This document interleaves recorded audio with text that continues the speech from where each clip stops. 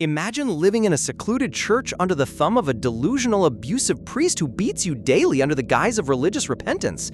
Kneeling before her mother's solitary tombstone amidst a bleak, overcast graveyard, young red-haired Anastasia whispers a heartbreaking prayer, desperately hoping today's punishment will be capped at just 10 lashings. As if surviving a tyrannical parent wasn't nightmare enough, her psychotic father constantly accuses her of inheriting her deceased mother's sinful lure. Clutching her hands together tightly, bruised face aching, she tearfully begs the heavens for forgiveness over imaginary sins. Honestly, what kind of sick father blames an innocent little girl for literally just existing? Her supposed heinous transgression that ignited his fury? She simply wanted to look at an educational children's book that a local boy named Anton brought over. The book sitting peacefully in the grass was nothing more than an elementary dictionary for young kids, yet her father's tyrannical voice shattered the quiet afternoon like a thunderclap. Imagine getting violently enraged over a dictionary. This man is completely unhinged. In a terrifying burst of fury, her father screams that she's a wanton temptress, luring men just like her mother did before violently striking her to the dirt. Look at his insane facial expression here. The artist drew this guy looking like an absolute demonic villain. Poor Anton tumbles backward onto the grass in absolute terror, stammering out panicked apologies, panting as he scrambles away from the unhinged pastor. Just yesterday, her father brutally lashed her calves at the holy altar while chanting prayers, forcing her to beg God for mercy. Knowing she violated his absurd ban on stepping outside the chapel grounds, Anastasia trembles with sheer dread, fearing an even worse beating if she gets caught. Suddenly, the heavy rhythm of galloping hooves echoes down the dirt path. Gasp! Startled by the unexpected thunder of horses, Anastasia snaps her head around in curiosity. Emerging through the countryside mist is a sight practically unheard of in this isolated, impoverished village. An extraordinarily lavish, shimmering golden carriage pulled by noble horses rolls majestically down the dirt road. Wow, the gold detail on that carriage is insanely detailed. Talk about a grand entry. Ever since her mother passed away, her father harbored an obsessive hatred for anyone interacting with his daughter. He went so far as locking Anastasia inside the cold room where her mother took her last breath, forbidding her from ever leaving the sanctuary grounds. Forbidden from playing with local kids, Anastasia was forced to crawl under wooden pews to hide whenever village worshippers entered the sanctuary to pray. Squeezed against the dusty floorboards, she tightly covers her head, frantically praying for the visitors to leave quickly before her father catches her. Remembering the golden carriage passing outside, Anastasia's wide, golden-green eyes gleam with a mixture of awe and desperate longing. Her absolute favorite scripture passage promised that a golden carriage would arrive to transport the faithful straight to paradise. In her innocent mind, paradise was a warm, peaceful sanctuary completely free of pain, cruelty, and beatings. Visualizing a magical realm where she could run freely through sunny fields with innocent animals, she innocently dreamed that the luxury carriage outside might actually be her divine salvation. Outside the chapel, the carriage door swings open and an impeccably dressed nobleman in a formal black suit and fedora steps onto the cobblestones. With a loud crash, the nobleman flings the church doors wide open, his authoritative voice echoing through the nave as he demands to know Chloe's location. Searching the dark hall with intense determination, the stranger shouts her mother's name repeatedly. Below the pews, Anastasia freezes in shock, realizing this powerful man is searching for her late mother. Her abusive father marches down the aisle in a rage, but the moment he recognizes the visitor as Count Lauderdale, his face turns dead pale with pure horror. Wait, a count personally came all the way to a remote village chapel? Trembling in absolute disbelief, her father stammers out how in the world a powerful high nobleman managed to locate his hidden hideaway in the countryside. Before the pastor can even take another step, Count Lauderdale cold-bloodedly orders his armed guards to seize him. Without a second thought, the knights tackle the abusive father to the wooden floor, holding him down at sword point as he groans in pain.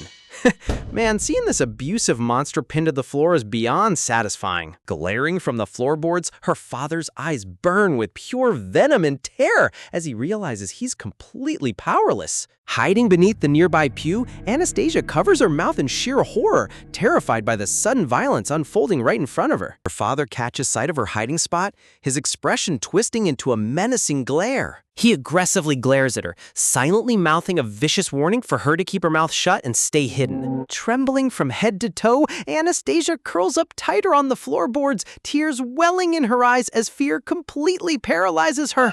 She painfully recalls how he tormented her daily with agonizing rules, brutally beating her under the pretense of divine discipline, while forcing her to believe she was inherently evil.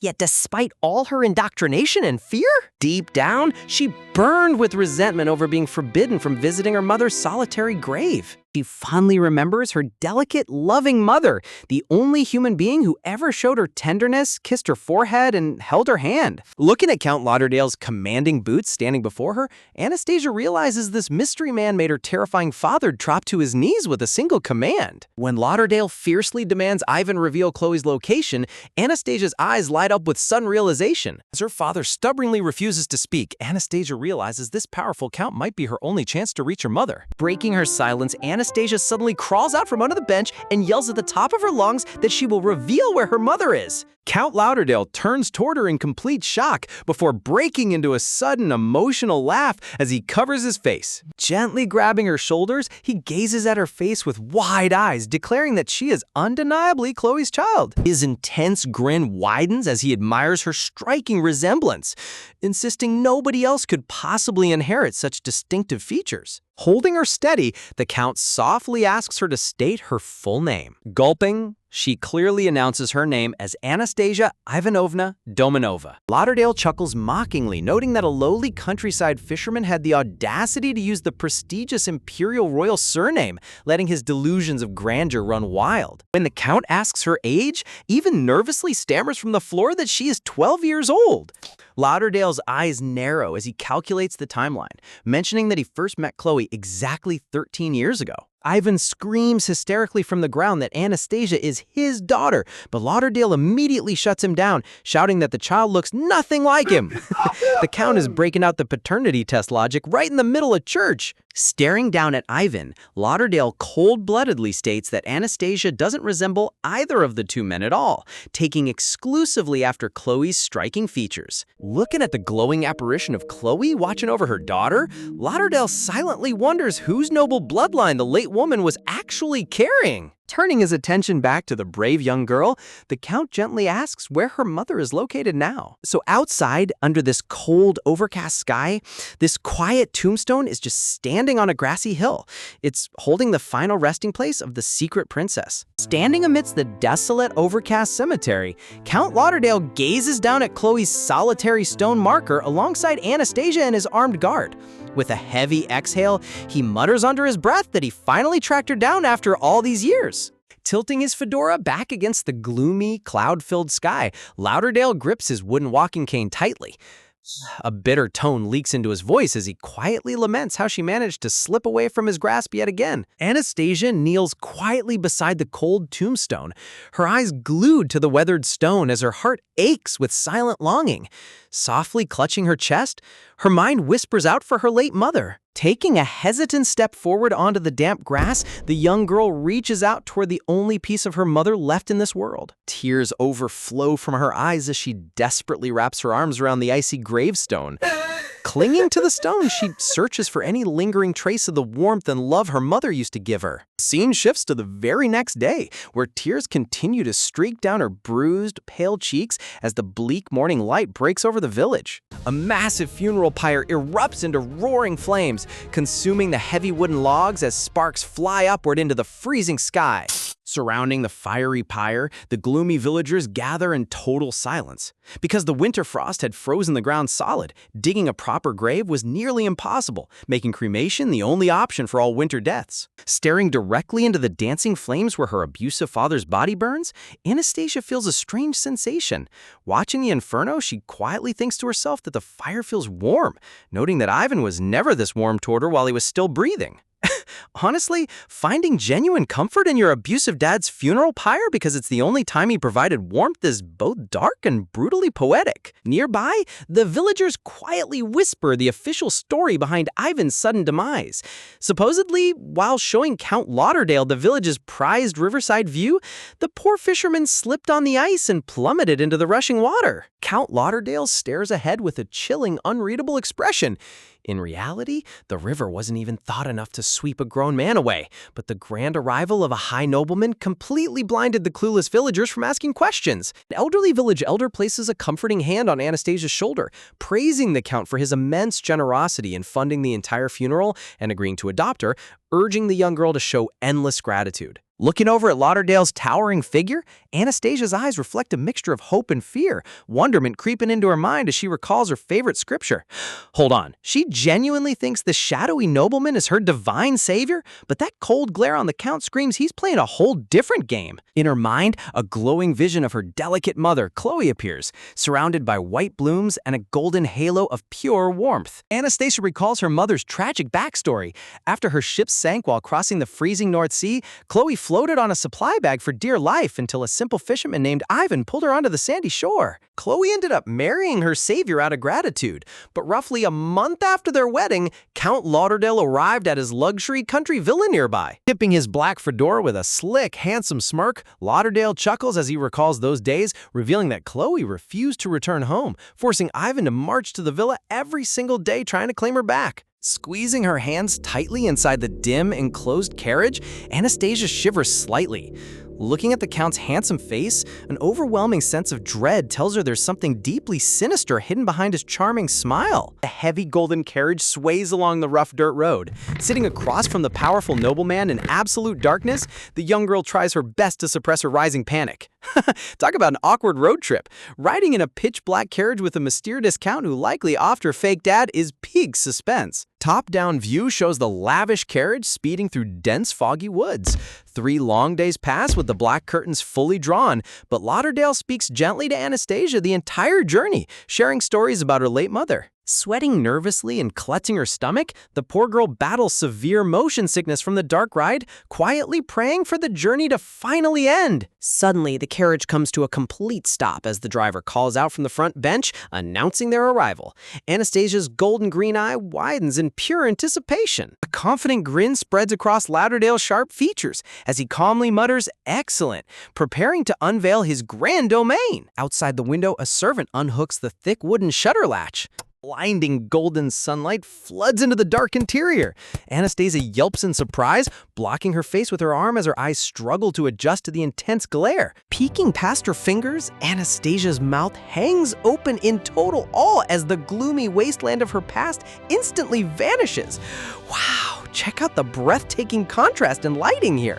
The artist pulled out all the stops to make this reveal look like stepping straight into paradise. Standing at the carriage doorway, Count Lauderdale breathes deeply, gazes out over the vast landscape with immense pride, announcing to the young girl that this entire realm is his personal territory. Spread out before them is Edenhurst, a sparkling river winding through vibrant green valleys, colorful flowers blooming across rolling hills, and a massive fairy tale castle towering majestically under the sunny sky. Stepping onto the soft, sun-drenched grass, Lauderdale gently takes Anastasia's small hand, guiding her through the lush meadow where fluffy white sheep graze peacefully along the riverbank. Anastasia clutches her chest, her breath catching in her throat as the sheer beauty of the realm washes over her weary soul. Tears of overwhelming relief trickle down her glowing face, whisper as she realizes she has finally reached the magical paradise she dreamed about during her worst beatings. A dramatic timeskip banner covers the sky. 10 years later, the towering spires of Edenhurst Castle gleam brightly under the warm afternoon sun. Boom! 10 years later! Time skips in manhwas always mean one or two things, a major glow-up or major drama. And I'm betting we get both. Deep within the castle's quiet storage quarters, bright morning light pours through high window panes, illuminating stacks of wooden crates and wine barrels. Servants hurry across the floor carrying wooden trays and food baskets. One male servant asks if all supplies were moved, while another hushes him, warning that the Countess might wake up before complaining about how starving he is.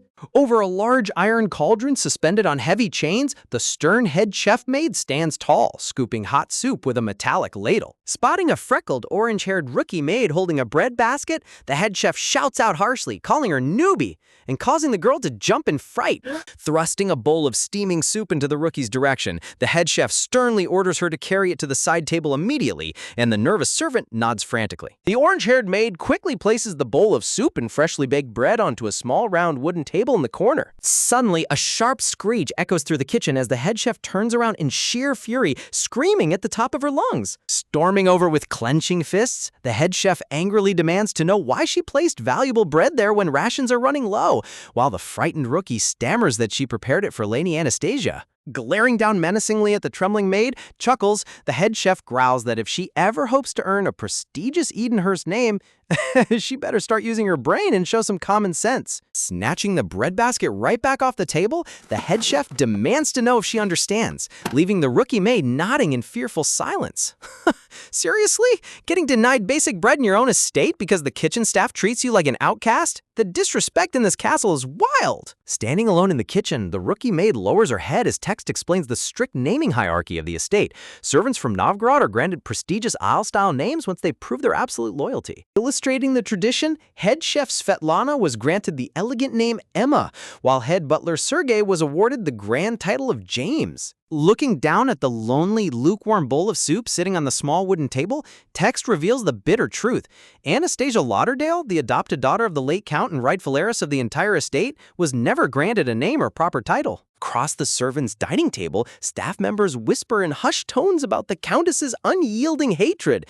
Although she honored her late husband's request to adopt Anastasia, she swore never to offer the girl a single shred of affection or respect. A heavy wooden door creaks open in the dimly lit hallway, throwing a tall shadow across the floorboards as text highlights the Countess's cold determination to keep Anastasia completely isolated. Stepping out from the shadows, a mysterious figure wrapped in a dark hooded cape and green scarf adjusts her hood, keeping her face fully concealed. As the hooded figure enters the servants' dining room, the noisy chatter instantly dies out. The maids and butler freeze in place, awkwardly staring down at their plates in suffocating silence. With quiet, deliberate footsteps, Anastasia glides past the silent table of servants without uttering a word, her hidden gaze locked straight ahead as the tension in the room reaches a boiling point. Look at that entrance! 10 years of cold mistreatment turned Anastasia into a brooding mystery heroine who steps through the room like a phantom. I cannot wait to see her take back what's rightfully hers. Sitting quietly in the dimly lit corner of the servants' quarters, Anastasia pulls her oversized hood low over her brow, gasping, staring silently down at a lukewarm bowl of vegetable soup. Clasping her slender hands together in a gentle prayer, she bows her head to express gratitude before taking her first bite. Across the room, the estate staff gathers around the heavy wooden dining table, loudly gossiping about how the daily meals suddenly improved after a mysterious benefactor from the capital stepped in to save the estate from financial collapse. Chewing on a piece of crusty bread, a male servant wonders aloud how the prestigious Lauderdale Count family fell into such desperate poverty, while his friend reminds him that the devastating war drained all their wealth. Leaning in closer with a sneaky grin, the brown-haired butler whispers that while scrubbing upstairs earlier, he overheard a secret discussion between the Countess and the head butler. Servant gossip spreads faster than a wildfire in these castle halls. The entire kitchen staff stops eating as he drops a massive bombshell. The generous benefactor currently funding the estate isn't even related to the Countess. Anastasia continues quietly eating her broth in the corner as the servants debate among themselves who on earth would pour massive wealth into a failing territory if not family. Suddenly, the servant drops another shocking piece of news. A brand new master will be arriving at Edenhurst very soon. Hearing this, Anastasia's green eyes widen in total shock. Oh man, a new lord coming in usually means a complete overhaul or someone coming to claim ownership. Deep within the vibrant, sunlit woods located just beyond the mansion's backyard garden, young Anastasia stands beside a glistening blue pool of water surrounded by quiet trees. Clear water droplets drip down her bare toes onto the soft green grass. Dressed in a simple white gown, the red-haired girl gazes peacefully across the lush meadow, cherishing a rare moment of freedom away from the cold mansion walls. Shivering slightly as a cool woodland breeze rustles the leaves, Anastasia tightly grabs the dark fabric of her cloak, muttering to herself that the air is getting cold. Wrapping her heavy green scarf and dark cape tightly over her white dress, she reminds herself that as an unwanted outcast, she can't even use the communal washrooms and must stay hidden from everyone to survive. The chilling memory of the servant's words echoes in her mind, warning that a new master will soon take control of Edenhurst estate. Anastasia clutches her chest in sudden anxiety, terrified that once the new lord arrives and realizes she's completely useless, she'll be thrown out onto the streets without a dime. Sweating nervously, she gulps in fear, knowing that if she gets kicked out of the estate grounds, she will literally starve to death in the wild. Imagine living in a grand castle, yet constantly worrying about becoming homeless tomorrow. That constant anxiety must be exhausting. Tragic memories from her childhood flash back as a shoe comes flying through the air, striking young Anastasia squarely in the head, while a harsh voice screams out, calling her a brainless halfwit. The furious Countess towers over her with a terrifying glare, screaming that an illiterate girl who wanders around barefoot is no better than an idiot and would already be dead without Edenhurst's charity. Crouching on the cold floor while holding her bruised face, young Anastasia trembled as the Countess pointed a finger down at her, sneering that she'd starve within days before arrogantly tossing a pair of shoes at her feet. Rested on the floorboards were those very shoes, a pair of light pink flats adorned with cute fabric bows. Sitting on the soft grass in the present day, Anastasia carefully slides her bare foot into those same pink bow shoes. Crouching under the shady trees, she sighs softly, admitting to herself that even if the estate staff despises her, Edenhurst really is the most beautiful place in the world. Look at how she treasures the very shoes given to her during an abusive outburst. That detail is so bittersweet and heartbreaking. Lowering her dark hood, Anastasia wonders if she can somehow manage to survive by sneaking around the edges of the forest forever. She doesn't even dare hope to live inside the warm mansion, praying only to hide quietly at the border of the sunny paradise just to keep breathing. Suddenly, a slight rustle in the dense foliage startles her. Anastasia's green eye snaps open in sudden shock. Popping up from the grass, her heart hammers against her ribs as she gasps, terrified that someone has caught her hiding spot. Stepping out from behind the tall forest trees is a tall, remarkably handsome young man dressed in a tailored noble suit and gold-embroidered vest. Anastasia catches her breath, standing completely frozen as she peers out from beneath her dark hood. Under the warm sunlight filtering through the canopy, the handsome young nobleman slowly opens his striking, icy blue eyes.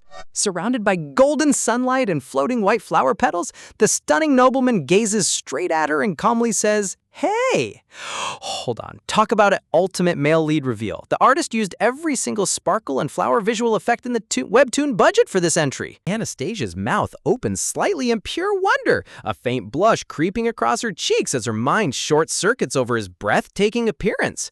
Squeezing her cloak tight against her chest, she quietly thinks to herself that this is the very first time in her life she has ever considered anything more beautiful than Edenhurst itself. The blonde nobleman takes long, confident strides toward her, assuring her in a gentle tone that she doesn't need to be so afraid, explaining he simply wants to ask for directions to Edenhurst Mansion. Panicking internally, Anastasia pulls her hood lower over her forehead to conceal her face, stammering nervously that the mansion is just up ahead. Stepping directly in front of her, the tall nobleman leans down slightly, peering curiously under her hood, while asking if she can lift her head up a bit. Gasping in total panic, Anastasia spins around on her heel and bolts into the woods as fast as her legs can go. Stunned by her sudden flight, the blonde nobleman reaches out his hand, uttering no in complete surprise. She pulled a total Cinderella move and sprinted away the second he tried to get a better look at her face.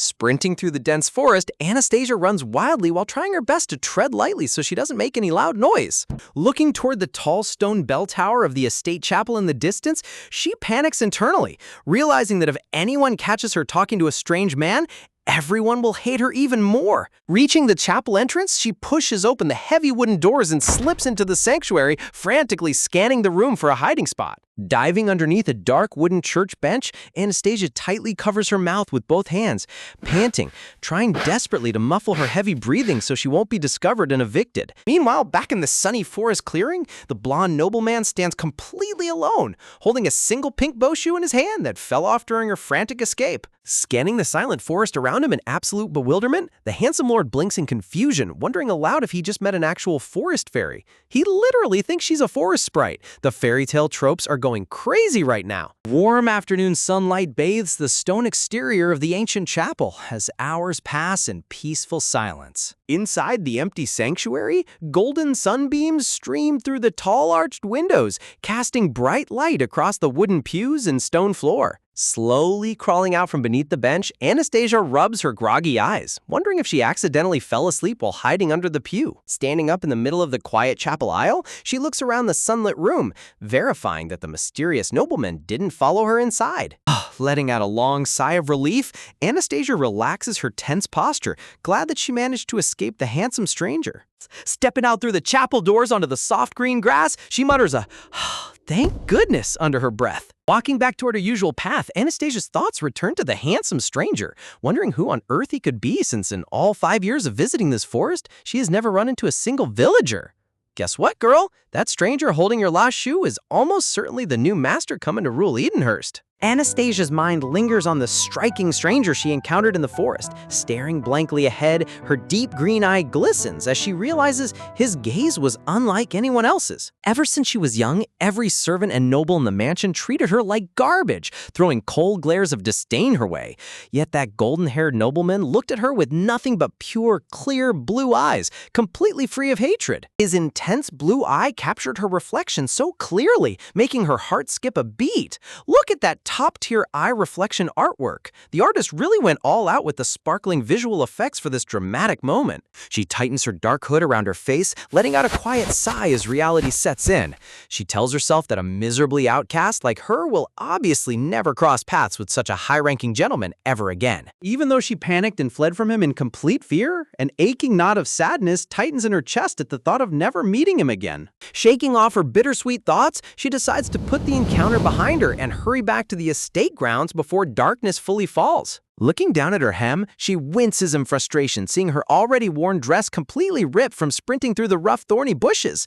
Having only a handful of rags to her name, ruining her attire is a total tragedy. But as she takes another step, a sharp, stinging sensation shoots up her leg, making her freeze in her tracks. Looking down at her bare foot, she gasps softly upon seeing crimson blood dripping across her toes.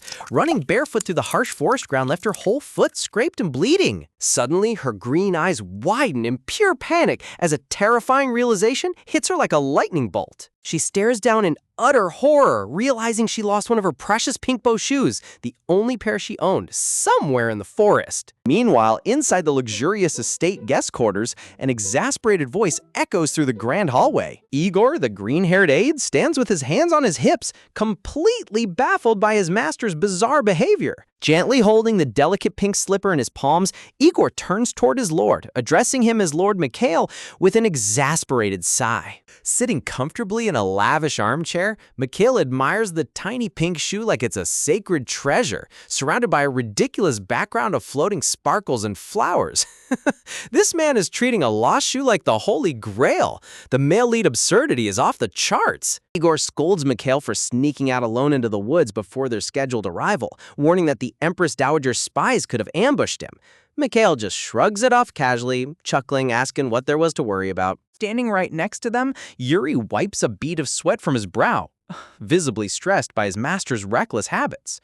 Placing the shoe carefully beside a floral vase, Mikhail dismisses Igor's lecturing with a wave of his hand, trying to quickly change the subject. Turning his attention to Yuri, Mikhail asks for a full report regarding his prior undercover inspection of the Lauderdale Count family estate, while Igor lets out a tired sigh in the background. Yuri gets straight to the point, explaining that the Lauderdale territory is in absolute shambles. Ever since the former Count passed away and his young heir was dragged off to war, Countess Ariana took control of the household, with disastrous results. To secure political favors, the Countess handed over their valuable assets to the Empress Dowager, while her incompetent financial manager squandered every remaining property on heavy gambling debts. Talk about horrible management. They literally gambled away an entire noble legacy. The only thing left in their possession is the Edenhurst castle itself, but even that is mortgaged to the brim, leaving the family practically bankrupt and buried under massive debt. Yuri reveals that during his visit, the family was so destitute, they couldn't even afford basic firewood for the cold winter months. Mikhail, intrigued, asks what kind of people make up the Lauderdale family. Yuri starts with Countess Ariana Lauderdale, describing her as the absolute epitome of an arrogant, self-important aristocrat who looks down on everyone. He recalls how during his meeting with her, the Countess spent every single second nitpicking his appearance and demeanor with intolerable snobbery. Leaning forward in his chair, Mikhail asks Yuri to break down details about the Count's daughters. Yuri reports that the second daughter, Lady Catherine, is widely praised for being cheerful and kind-hearted, famous throughout the region for donating generously to orphanages and helping the poor from a young age. However, Yuri notes that her charitable donations abruptly stopped once their family fortune collapsed. Hearing Catherine's name, Mikhail glances down at the lost shoe, muttering her name under his breath. When Yuri begins to mention the third daughter, Mikhail's sharp blue eye snaps wide in sudden intrigue. Mikhail asks in disbelief if there really is a third child, to which Igor clarifies that she isn't the Countess's biological daughter at all. Igor explains that roughly 10 years ago, the former Count brought back a mysterious red-haired orphan girl from an unknown location and adopted her into the family, naming her Anastasia Lauderdale. Mikhail strokes his chin thoughtfully, piecing together that Anastasia is an abandoned adopted child who surprisingly still carries a foreign Novgorod name. As Igor prepares to give more tragic details about Anastasia's poor treatment, Mikhail abruptly cuts him off with a flick of his wrist, stating he's heard enough. Instead, Mikhail turns to Igor and casually asks if he's ever heard local folklore about a magical forest fairy inhabiting the Edenhurst woods. Igor's eyes widen behind his glasses in complete speechlessness. Pushing up his glasses, Igor asks if Mikhail ate poisonous mushrooms in the forest, sarcastically suggesting he should just ask if he's lost his mind. The aide's dry response to his master's fairy delusion is absolute perfection. Mikhail ignores his aide's mocking tone, staring into space as he realizes the mysterious maiden obviously isn't a mythical creature, so who could she possibly be? He remembers how she was dressed in torn rags, yet radiated an extraordinary elegance that immediately drew him in, highlighted by her mesmerizing emerald green eyes. Turning the pink slipper over in his hands, Mikhail inspects the soft leather lining inside. Spotting the initial CR embroidered inside, Mikhail wonders if it belongs to Catherine Lauderdale, though he doubts a proper noble lady would wander around dressed like a homeless beggar regardless of poverty. A mischievous smirk spreads across his handsome face as he chuckles to himself, declaring that legends say fairies always return to reclaim their lost treasures. Switching back to business, Mikhail asks Igor if the Countess replied to his official request. Igor hands over a formal letter sealed with red wax. Opening the paper, Mikhail reads the message where Countess Ariana brazenly requests him to delay his visit by an entire week, claiming the estate isn't ready for guests. Mikhail lets out a cold, dark laugh, his eyes narrowing as a dangerous aura surrounds him. Yuri scoffs at the Countess's absurd nerve, while Igor notes that she's blatantly trying to play a cheap power game to assert dominance over her new financial backer. Igor realizes the Countess assumes Mikhail is just an uneducated merchant from the docks who won't understand subtle high society slights, finding her arrogance completely hilarious. Little does that foolish woman know, Mikhail Sokolov is the supreme merchant king of Novgorod, wielding so much financial power that even the Empress Dowager treads lightly around him. Look at that terrifying Dark Lord flex. The artist drew him like a final boss. Mikhail casually walks over to the crackling hearth, deciding he'll happily play along with her childish little trap. Tossing the Countess's letter straight into the roaring flames, he grins, planning to act like an ignorant newly rich fool who is oblivious to her disrespect. Since his political contract requires him to marry one of Lauderdale's daughters anyway, he intends to sit back and watch her make a fool of herself. Next morning at the Edenhurst estate, whispers begin circulating among the mansion staff as major news spreads through the castle halls. Over in the Lauderdale estate kitchen, the servants are gathered around, whispering gossipy rumors about the upcoming master of the mansion. Whisper, the lead maid leans in to declare that this mysterious buyer is extraordinarily wealthy, and the younger servants can't even argue with that fact. Listening quietly from the corner while sipping her plain soup, Anastasia overhears them discussing how the new lord plans to inherit Count Lauderdale's title by marrying one of the daughters. Talk about a massive plot bomb dropping over lunch. Anastasia sets down her spoon on the wooden counter, her heart hammering against her ribs as the reality of the servants' gossip sinks in. Letting out a shaky breath, Anastasia pulls her dark hood lower, trying to hide her growing panic while struggling through the throbbing pain in her leg. But as she tries to stand up from the table, a sharp, unbearable agony shoots straight up her foot, making her wince violently. Looking down at her foot, she sees blood seeping through her sock again. She only put on her remaining pink shoe to avoid leaving bloody footprints on the floor, but the bleeding won't stop. Suddenly, a stern voice cuts through the air as the head housekeeper steps right behind her, calling out her name. Anastasia's stomach drops in utter terror as she wonders if the blood will ever wash out. Startled out of her mind gasp, Anastasia flinches violently and completely loses her grip on her ceramic soup bowl. The dish smashes into a dozen sharp porcelain pieces across the hard tile floor with a deafening crash. Anastasia gasps in horror whisper, while the housekeeper lets out a deeply annoyed sigh, staring at the mess like a tired mom dealing with a clumsy toddler. Seriously? The poor girl is bleeding out and getting scolded over a 10-cent soup bowl. Talk about brutal workplace conditions. Coldly ignoring the broken dish, the housekeeper delivers a chilling command. The Countess is demanding her presence immediately.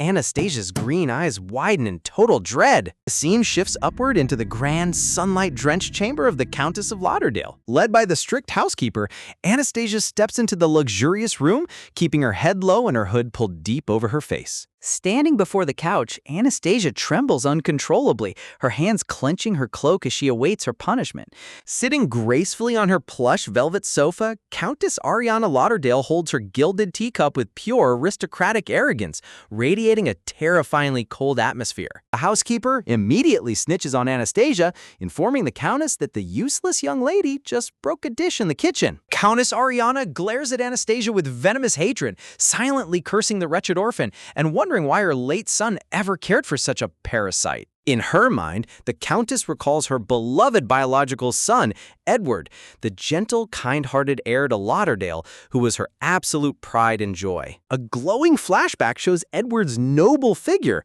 reminding us how the Countess spent years praying for his safe return from the brutal war. Tears pool in the Countess's eyes. The painful memory hits her. Her precious son's life was cut short on the battlefield, never to return home. Wow, look at the dramatic emotional shading on her face here. The artist really delivered top-tier angst for this grief sequence. Her cold glare snaps back onto Anastasia as she bitterly thinks that if Edward hadn't begged her to protect the orphan before leaving, she would have kicked Anastasia onto the streets long ago. The housekeeper tries to check on her mistress, but Duchess Ariana quickly composes herself, claiming she was simply reminiscing about her lost son. Shifting back to strict business, Countess Ariana announces that an extremely important guest will soon be arriving at the Lauderdale estate. Pointing her finger with ruthless authority, the Countess orders Anastasia to lock herself in the dark basement for the entire length of the guest's visit. She warns that if Anastasia dares to cross her path or step foot out of the cellar, she'll throw her out of Edenhurst forever. Meanwhile, the Countess summons her two biological daughters, the blonde eldest sister Elizabeth and the brown-haired second sister Catherine. Countess bids them to sit down, looking at her beloved daughters while inwardly fuming that they're far too refined to be given away to a filthy rich commoner like Mikhail Sokolov. But as much as her snobbish pride hurts, she knows that selling one of them off in marriage to Mikhail is their only escape from total financial bankruptcy. She explains that Mikhail will arrive at the estate in 1 week and is currently residing at a local village inn nearby. The Countess instructs them to go coordinate with the maids and pick out their absolute best formal gowns for his grand arrival. Catherine speaks up with a worried frown, pointing out the awkward truth: they've already worn every single dress in their wardrobe multiple times. An agonizingly quiet silence falls over the room as all three noblewomen sit staring at each other in broke nobility shame. Hold up, imagine being an elite noble family so broke you can't even afford a single new dress for a high-stakes marriage meeting. Elizabeth, the blonde sister, scoffs indifferently, stating that since Mikhail is a titleless commoner, there's no reason to waste effort trying to impress him. Standing up smoothly from the couch, Elizabeth announces they will go make their preparations, and the Countess dismisses them both. Heavy wooden double doors click shut as the two sisters step out into the hallway together. Catherine pouts dramatically, complaining that she wasn't trying to impress a commoner, she just wanted an excuse to get a shiny new dress. Elizabeth tells her to save her breath since it's far too late to tailor new clothes anyway, while Catherine groans that they haven't had new attire in over 2 years. Elizabeth lets out an annoyed sigh. clearly exhausted by her sister's superficial whining. Walking away with firm, elegant footsteps, Elizabeth leaves Catherine standing alone in the grand corridor. Catherine reflects bitterly on how their family fortune collapsed after Edward's death, degrading their meals, tea, and maintenance down to total shambles. Turning around, Catherine admits to herself that Mikhail Sokolov's vast riches are actually pretty attractive if it fixes their lifestyle. A gorgeous portrait panel highlights Elizabeth's breathtaking beauty surrounded by glowing white flowers. A villainous smirk creeps across Catherine's face as she gloats inside. Elizabeth always boasted she'd only marry royalty, yet now she has to marry a mere commoner, completely crushing her pride. Sisterly love in Manhwas is truly something else. She is literally celebrating her sister's forced commoner marriage. Walking down the hallway, Catherine evil plots to snatch a massive chunk of Elizabeth's fat dowry to buy herself a high-ranking noble husband. Humming a happy tune, giggle, Catherine skips off down the corridor like a happy child, thrilled at the thought of getting new dresses. Down in the cold, pitch-black basement of the Lauderdale estate, poor Anastasia sits curled up on the hard stone floor, groaning in agonizing pain. She's close-up of her bare foot shows her skin severely bruised, torn, and crusted in dried blood, looking horribly infected. Clutching her swollen leg, Anastasia realizes her wound is festering rapidly. If she could reach the forest, she could forage healing herbs, but she's been locked in the basement for an entire week. Tears glisten in her emerald eyes as she remembers a villager losing a foot to infection when she was young, fearing the exact same fate is about to happen to her. A horrifying shadow of a venomous red snake coils around her mind as she realizes in pure horror that if she loses her foot, she'll be forced to crawl through the dirt like a snake for the rest of her life. Staring into the shadows, Anastasia recalls the Holy Scriptures describing how God created paradise for every wild beast and human. Yet, one creature was banished from Eden from the moment of its creation, the wicked serpent that slithered in darkness while the world slept. Curled up on the cold stone floor, Anastasia bitterly feels like that cursed serpent was created in her image.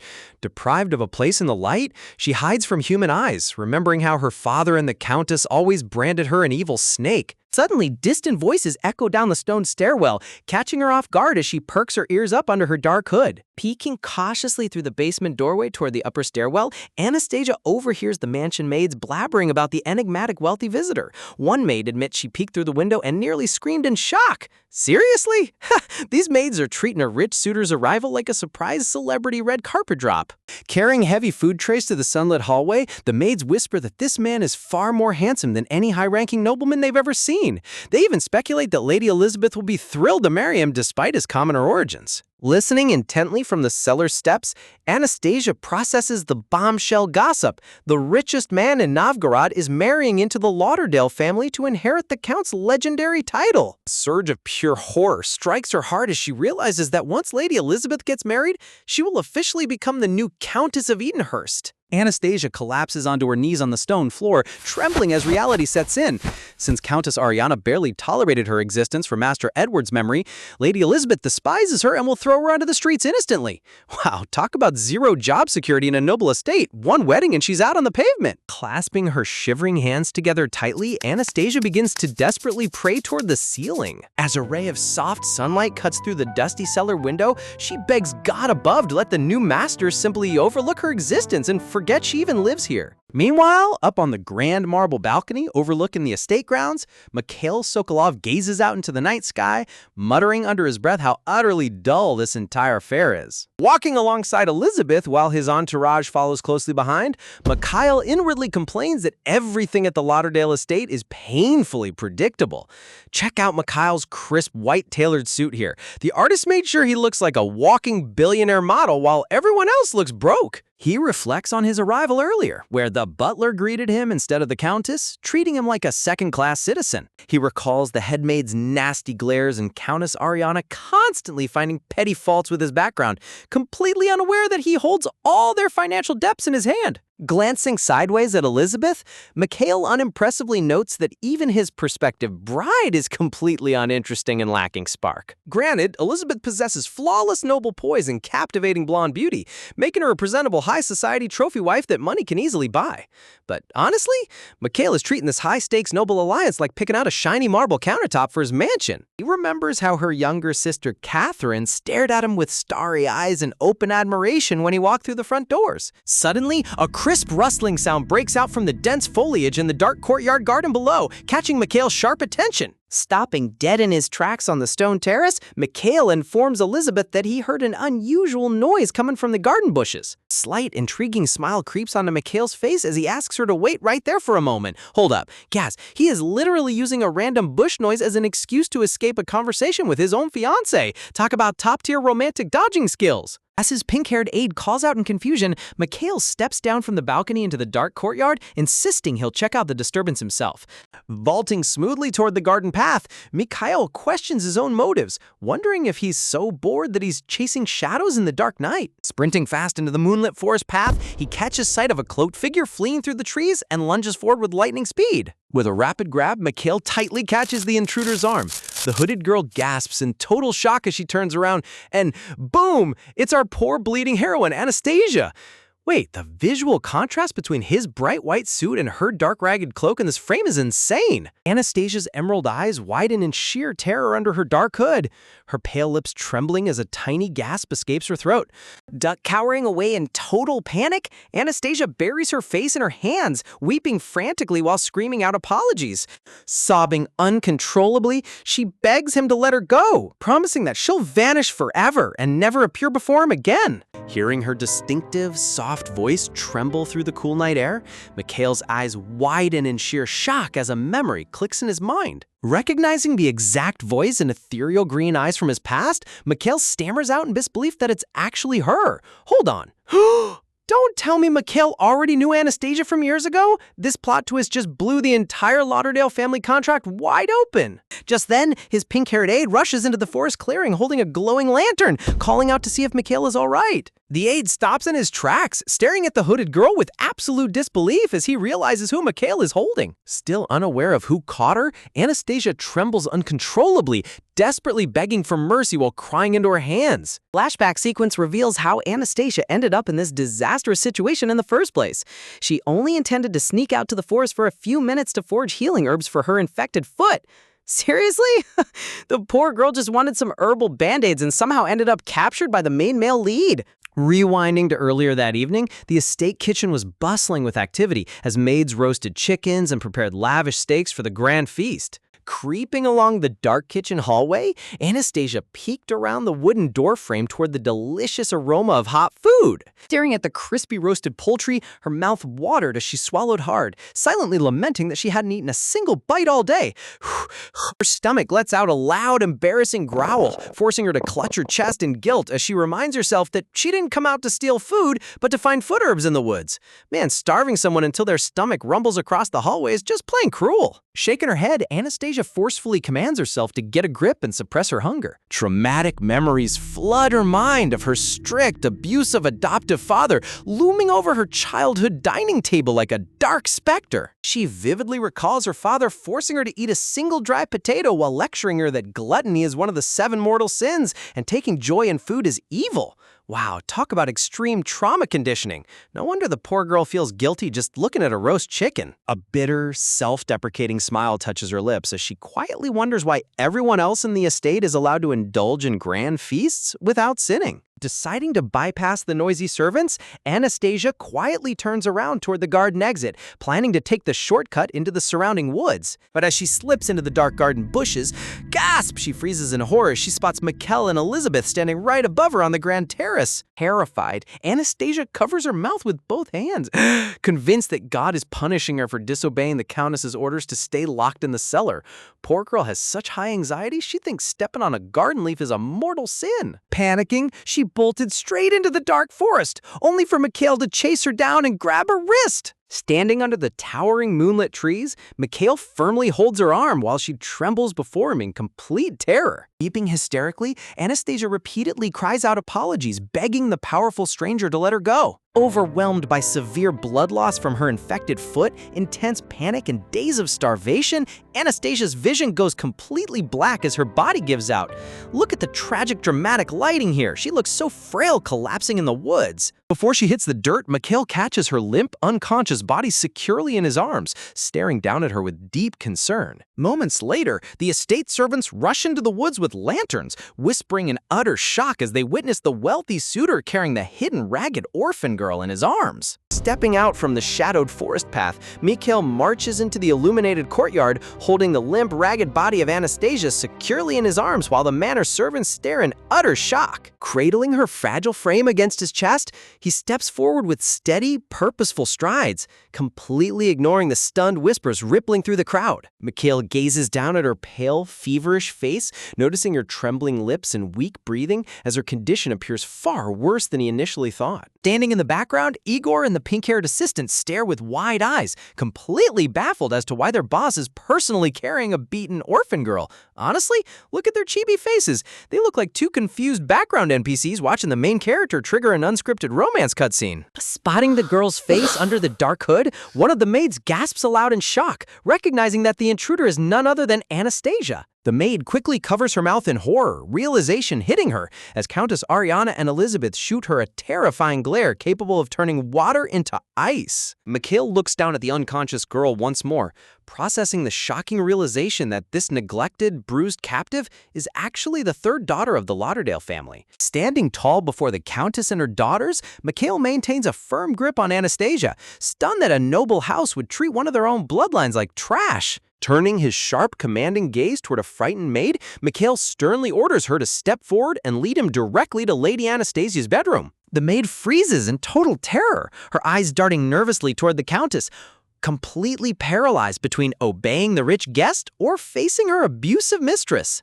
Countess Ariana quickly steps in with a fake sweet smile, claiming that Anastasia's chamber is far too messy for a distinguished guest and insisting that her servants handle the girl instead. Seriously? She's really trying to pull the "oh, her room is just messy" card when everyone knows she locked the poor girl in a rat-infested cellar. Shaking his head cold, Mikhail shuts her down instantly with a firm refusal, declaring that her condition requires urgent medical attention and his own personal doctor will be treating her directly. Bringing her upstairs, Mikhail gently lays Anastasia onto the plush mattress of a grand guest chamber, while Igor and the maid stand by with medical supplies. Gazing down at her motionless form, Mikhail stays by her bedside while his pink-haired aide watches him in disbelief, recalling how Mikhail was so bored during dinner that he wanted to pack up and leave immediately. The aide inwardly marvels at the bizarre sight, wondering if his boss's strict tastes have somehow changed, while Mikhail impatiently turns and asks when Igor will arrive. After the aide explains that Igor is preparing his tools, Mikhail sternly commands him to hurry up and bring the doctor into the room without delay. Mikhail turns his piercing blue eyes onto the trembling maid holding a tray of bandages, addressing her with an icy, authoritative tone. The maid stammers uncontrollably, her hands shaking as she stutters that Duchess Ariana gave strict instructions not to assist the young lady. A heavy, intimidating pressure fills the room as Mikhail glares down at her, asking if she intends to disobey his direct orders, sending the terrified maid scrambling out the door. Check out the dramatic shadowing here. He doesn't even need to raise his voice to send people running for their lives. Heavy wooden door clicks shut, leaving total silence in the lavishly decorated chamber as Mikhail turns back toward the bed. He approaches the bed quietly, staring down at the sleeping red-haired girl who now rests comfortably under the warm silk duvet. A faint, intrigued smirk touches Mikhail's lips as he whispers under his breath, finally getting a clear look at her bare face without the dusty hood hiding her features. Reaching out with a gentle touch, his fingers slide through a strand of her crimson hair, remarking on how vivid and captivating the color is despite being dry and tangled. He visualizes how radiant her long locks would look if properly washed, brushed, and cared for, realizing her natural beauty rivals any high society lady. A soft sigh escapes his breath as he murmurs that it's a shame she's unconscious, unable to speak with him right now. Remembering the moment he grabbed her arm in the forest, Mikhail recalls the striking emerald shade of her eyes that left a deep impression on his memory. Beneath the crisp white sheets, Igor works carefully, wrapping tight linen bandages around Anastasia's swollen, infected ankles and bruised legs. Standing over the bed, Mikhail inquires about her status, and Igor reassures him that her wounds will heal smoothly as long as they regularly apply the anti-inflammatory ointment. Shifting into his explanation, Igor casually mentions that if treatment had been delayed by just a few more days, the infection would have spread so severely that they'd have to amputate both her feet. Wow, talk about a close call.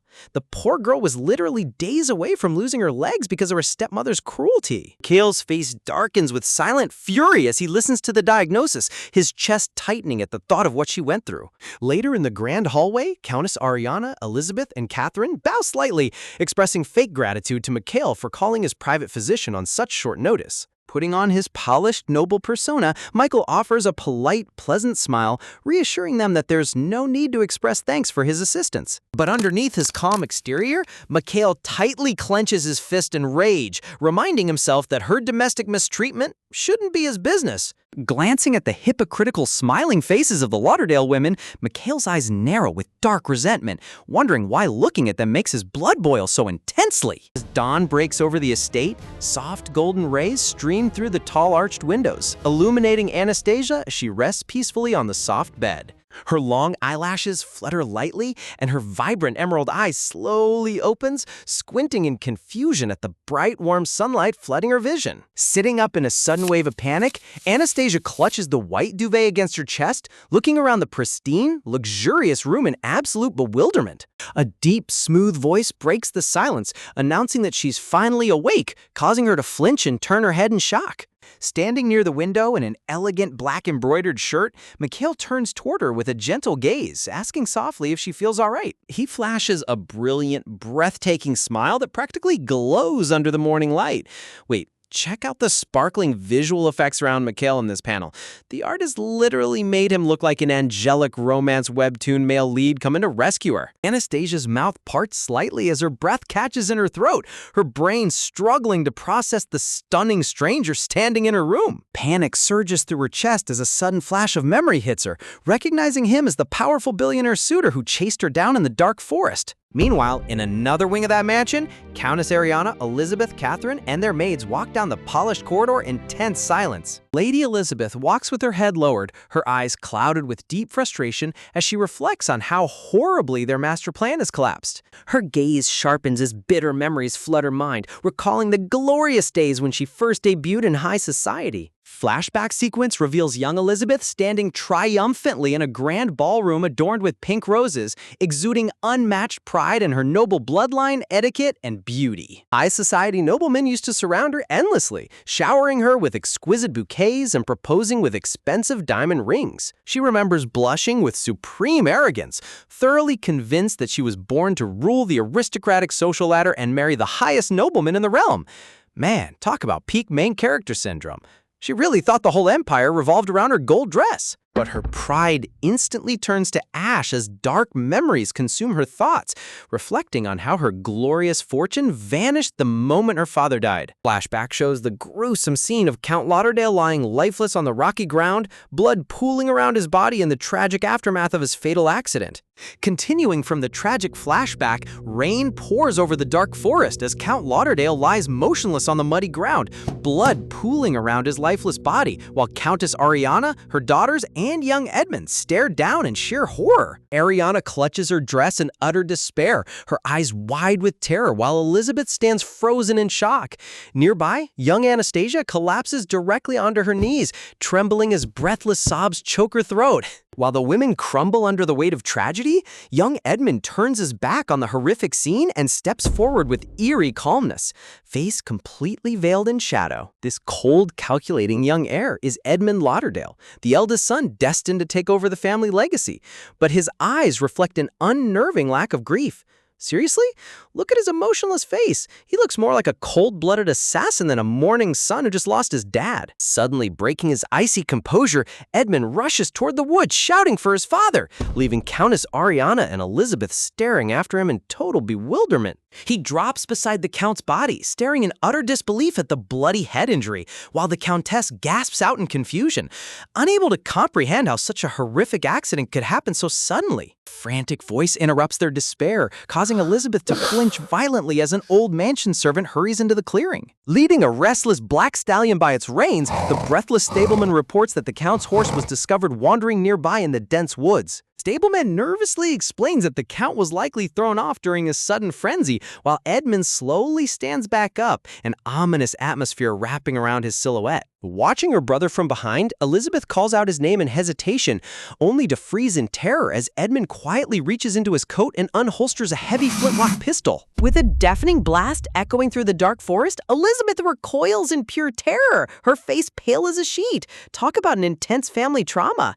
Executing the horse right in front of his traumatized sisters is absolute villain behavior. Reflecting on that dark memory in the present day, Elizabeth remembers how her brother mercilessly put down the thrashing animal, claiming it was an act of mercy since the creature caused their father's death. The majestic black horse was left dead in a pool of dark blood, an ominous foreshadowing of the merciless nature hidden beneath Edmund's gentle, angelic public persona. Shaking her head violently to erase the gruesome memory, Elizabeth desperately tries to suppress the lingering nightmares of that fateful night. Walking down the opulent hallway alongside her sister Catherine, Elizabeth reflects on how that fatal accident triggered the swift downfall of the Lauderdale house, forcing her to accept any sacrifice to preserve their noble status. She admits that before meeting Mikhail, she expected a vulgar, uncultured brute dripping in gold coins, only to be completely spellbound by his flawless etiquette, stunning looks, and aristocratic perfection during dinner. Comparing him to every nobleman in the realm, Elizabeth inwardly acknowledges that Mikhail's refined elegance far surpasses even her own high standards, completely capturing her admiration. Determined to secure her family's future, Elizabeth narrows her eyes with unyielding ambition, preparing to lay out her grand proposal to her mother. Honestly, these noble sisters changed their life goals faster than a soap opera plot twist. Suddenly, Catherine turns to their mother with a bright smile, casually proposing that maybe it would be far better if she married Mikhail instead of Elizabeth. Catherine enthusiastically lays out her plan, explaining that if she marries Mikhail, he can inherit the Lauderdale title while providing a massive dowry for Elizabeth to marry a top-tier foreign noble. Countess Ariana pauses in contemplation, carefully weighing her second daughter's practical strategy while glancing back at Elizabeth. A dark, cunning smirk touches Elizabeth's lips as she listens to Catherine's innocent scheming, rejecting her sister's suggestion in her thoughts. With an obsession burning in her gaze, Elizabeth vows that no one else will claim Mikhail, gasping, having already decided to keep the wealthy billionaire strictly for herself. Meanwhile, inside the luxurious guest suite, soft golden sunlight streams through the tall windows as a gentle voice inquires if Anastasia can move her fingers without pain. Adjusting his spectacles, Igor calmly explains that her severe foot infection required urgent care,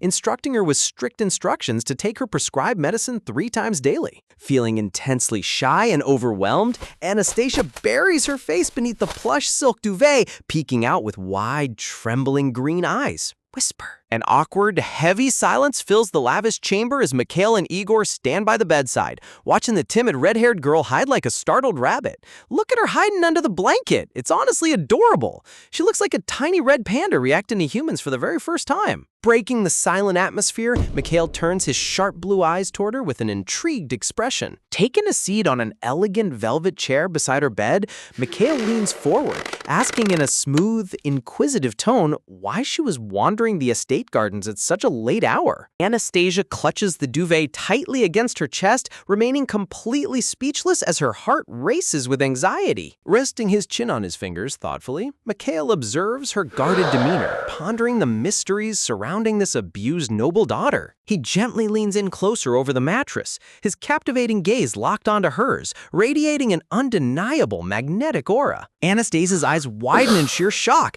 her breath catching in her throat at his sudden proximity. Flashing a subtle, alluring smile, Mikhail softly asks if she remembers their dramatic encounter in the shadowed forest the previous night. Panicking at the thought of her stepmother finding out, Anastasia abruptly lunges forward and grabs Mikhail's wrist with both hands. With teary green eyes, she desperately begs him not to inform Countess Ariana about her attempt to escape the estate, trembling in utter fear. Surprised by her sudden physical reaction, Mikhail gazes down at her delicate hands holding onto his sleeve, surprised by her raw desperation. Maintaining a gentle demeanor, Mikhail introduces himself as Mikhail Sokolov while pointing toward Igor, prompting Anastasia to stammer her own name in response. Looking down shyly, Anastasia inwardly realizes how long it's been since anyone addressed her with genuine respect, rendering her completely unaccustomed to normal conversation. Mikhail gives her this warm, breathtaking smile surrounded by this almost sparkling morning light, offering her a look totally devoid of all that judgment and condescension. Captivated by the brilliant blue hue of his eyes,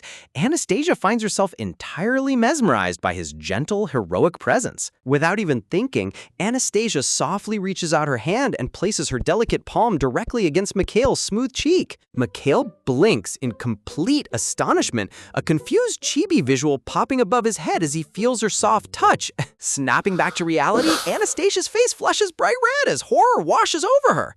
She instantly recoils and bows her head frantically onto the bedsheets, stammering endless apologies for her incredibly disrespectful behavior. Clutching the blanket in absolute embarrassment, she mentally screams at herself, wondering if she completely lost her mind to touch a high-status male guest. Seriously?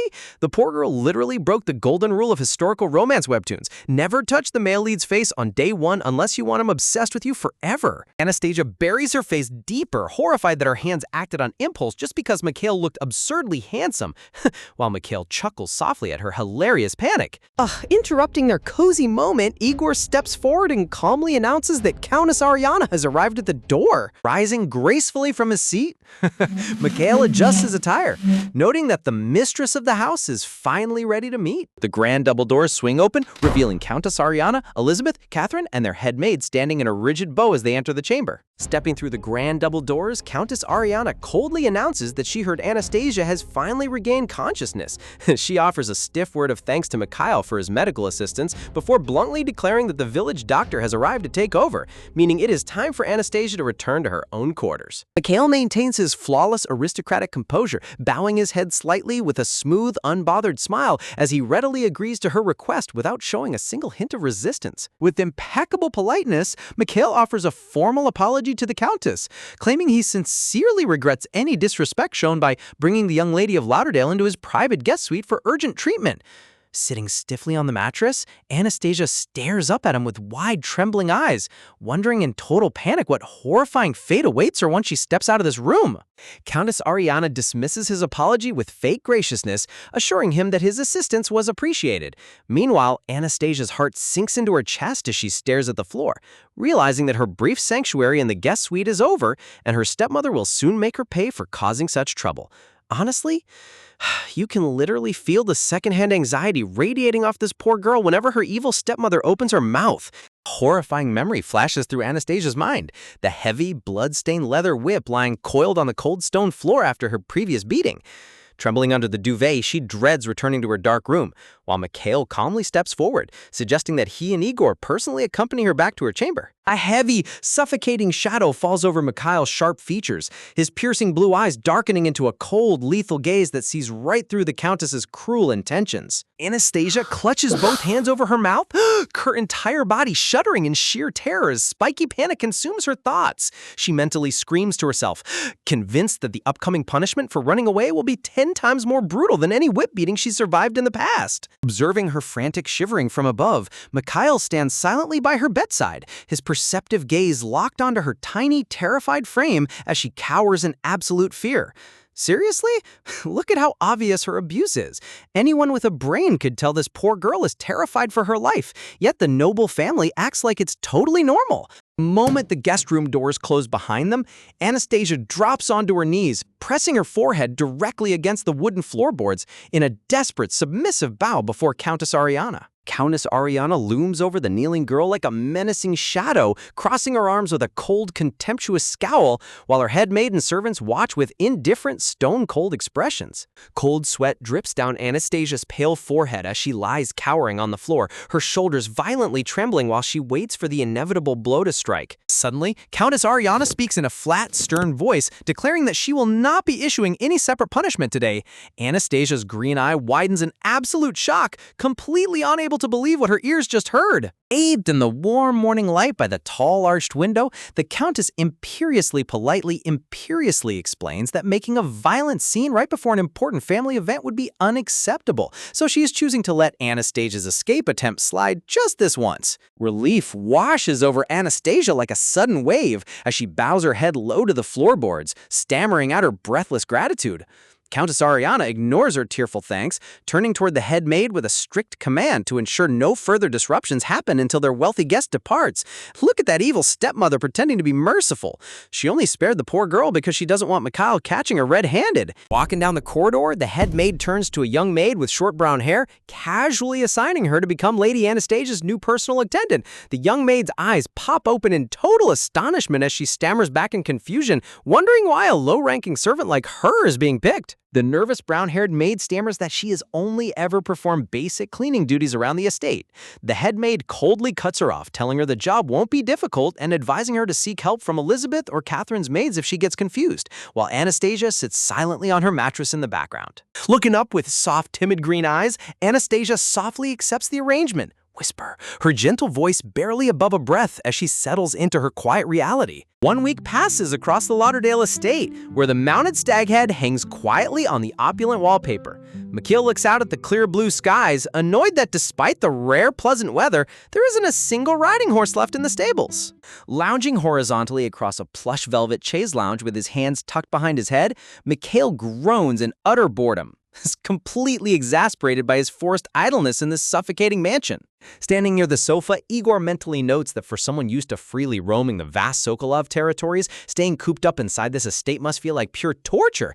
Igor aloud mentions that since all the Count's riding horses were slaughtered after the accident, he could easily head out to purchase a new stallion. Mikhail turns his gaze toward his subordinate with an amused, cynical expression, asking if Igor honestly believes the paranoid Countess would ever allow them to bring an outside horse onto her estate. Adjusting his collar with a troubled frown, Igor admits that the estate butler and head maid would throw a massive fit, noting that the servants are already ignoring their presence out of petty hostility.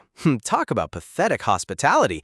These estate servants treat billionaire guests like uninvited houseflies just because their mistress is paranoid. Igor sighs deeply, asking when they are finally packing up to return to Sokolov, confessing that he is deeply starting to miss the top-tier restaurants and fine dining back home. Glaring sideways from his lying position on the sofa, Mikhail mocks his assistant's childish whining, asking how old he is to be complaining like a pampered kid about food. Abruptly swinging his legs over the edge of the sofa, Mikhail sits upright with a sharp smirk, announcing that he is heading downstairs right now. Igor blinks in sheer surprise, asking what suddenly prompted this sudden move. Standing on the sunlit balcony, Mikhail smirks with satisfaction as he watches two grand luxury carriages arrive down the driveway, noting that the special delivery he ordered has finally arrived. Stepping out from the leading carriage, a distinguished gray-haired gentleman dressed in an immaculate burgundy suit and tailored coat bows deeply toward the mansion entrance with refined elegance. Mikhail steps down the stone staircase to greet the wealthy merchant, who warmly announces that he has personally delivered all the requested luxury goods. Standing right behind Mikhail, the head maid stares with wide, bewildered eyes, completely speechless at the sudden spectacle. The head maid nervously stammers, asking Lord Mikhail what all these massive wooden crates and ornate treasure chests are doing cluttering the courtyard as workers unload them from the wagons. With a charming smile, Mikhail introduces the distinguished visitor as Ivan Vasilievich Chicherin, the world-renowned owner of the elite luxury boutique Yelenka. Honestly, Mikhail bringing the entire high-end luxury mall directly to their front door is the ultimate flex. Catherine Lauderdale hurries out to investigate the commotion, her eyes widening when Mikhail casually addresses the legendary merchant by his nickname, Vanya. Catherine inwardly gasps, realizing this man is Ivan Chicherna, a merchant so prestigious that even royal families struggle to secure an appointment with him, and her lips curve into a dark, greedy smirk. Catherine flashes her sweetest smile as she greets Chichen directly, her mind racing with arrogant delight as she imagines how her snobbish high society friends back in the capital will react when they hear she met the titan of luxury in person. Mikhail catches the gleam of greed in Catherine's eyes, chuckling softly under his breath as he reads her superficial, clout-chasing thoughts like an open book. Ivan turns towards his attendant, who steps forward holding an exquisite navy blue velvet chest adorned with intricate golden filigree, announcing that he brought the special custom item Mikhail specifically requested. The camera focuses on the breathtaking navy blue jewelry chest, shining brilliantly in the sunlight with golden floral patterns and a polished brass lock. Mikhail casually instructs the attendant to carry the heavy velvet chest directly up to his private guest suite, keeping its contents a complete secret from the snooping Lauderdale sisters. Turning his head slightly, Mikhail glances upward toward the top floor of the mansion,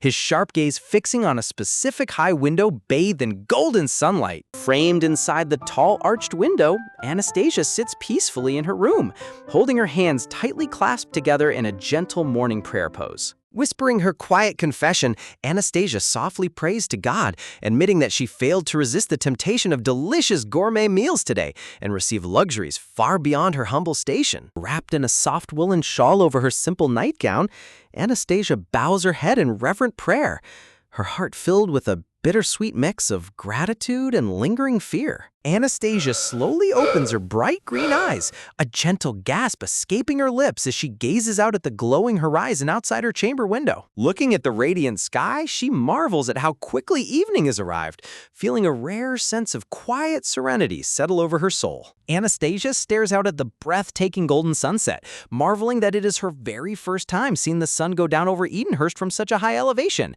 She notes to herself that when the weather was gloomy before, the view looked entirely different, making this moment feel like a magical dream. A tear glimmers in the corner of her sparkling green eye as she inwardly asks herself if an unwanted, abused daughter like her is truly allowed to experience such breathtaking beauty and comfort. She reflects on the incredible luxuries surrounding her, sleeping in a soft, massive bed and eating 3 warm, delicious gourmet meals a day, just like the high-status noble daughters of the house. Look at her feeling guilty just for eating decent food and sleeping on a real bed. Her stepmother really broke this poor girl's self-esteem into a million pieces. Anastasia gently presses her hand against her pounding chest, feeling her heart flutter as images of Mikhail's warm, gentle smile and kind blue eyes linger in her mind. A tiny, genuine smile touches her lips while soft tears pool in her eyes, realizing for the first time in her life what it feels like to be treated with respect and genuine human warmth. A soft knock interrupts her peaceful thoughts, and the young brown-haired maid enters the room carrying a large, beautifully wrapped gift box tied with a silk ribbon. So now the maid, like super nervous, brings Anastasia this gorgeous box, saying Lord Mikhail himself sent it straight up to her rooms, all the way from that fancy store owner. Anastasia's eyes widen in sheer astonishment, her mouth dropping open as she stares down at the sparkling, opulent present, completely overwhelmed by Mikhail's incredible generosity. Looking down at her heavily bandaged foot, Anastasia mentally notes that her injury is finally healing nicely thanks to the personal doctor's attentive daily care. Yet a dark, persistent thought lingers in her mind as she recalls her late father's stern warning that getting too greedy always comes with a heavy price. Hugging her woolen shawl tight around her shoulders, Anastasia looks down with a solemn expression, wondering if enjoying such royal treatment is pushing her luck way too far. Suddenly, her stomach lets out an embarrassingly loud rumble, forcing a tiny gasp from her lips as sharp hunger pangs strike her empty belly. Seriously? This poor girl is so used to starving that her body literally has to remind her that dinner exists. Gazing toward the darkened window, Anastasia realizes with a faint sigh that evening is long past, yet no one has brought her evening meal. Turning away from the window, she quietly tells herself that no one is coming with food tonight, deciding her best option is to just go straight to sleep. Moonlight streams through the tall window frame as time ticks by in absolute silence. Wrapped under the heavy silk blanket, Anastasia stares blankly up at the ceiling, her eyes wide open as she finds herself completely unable to drift off.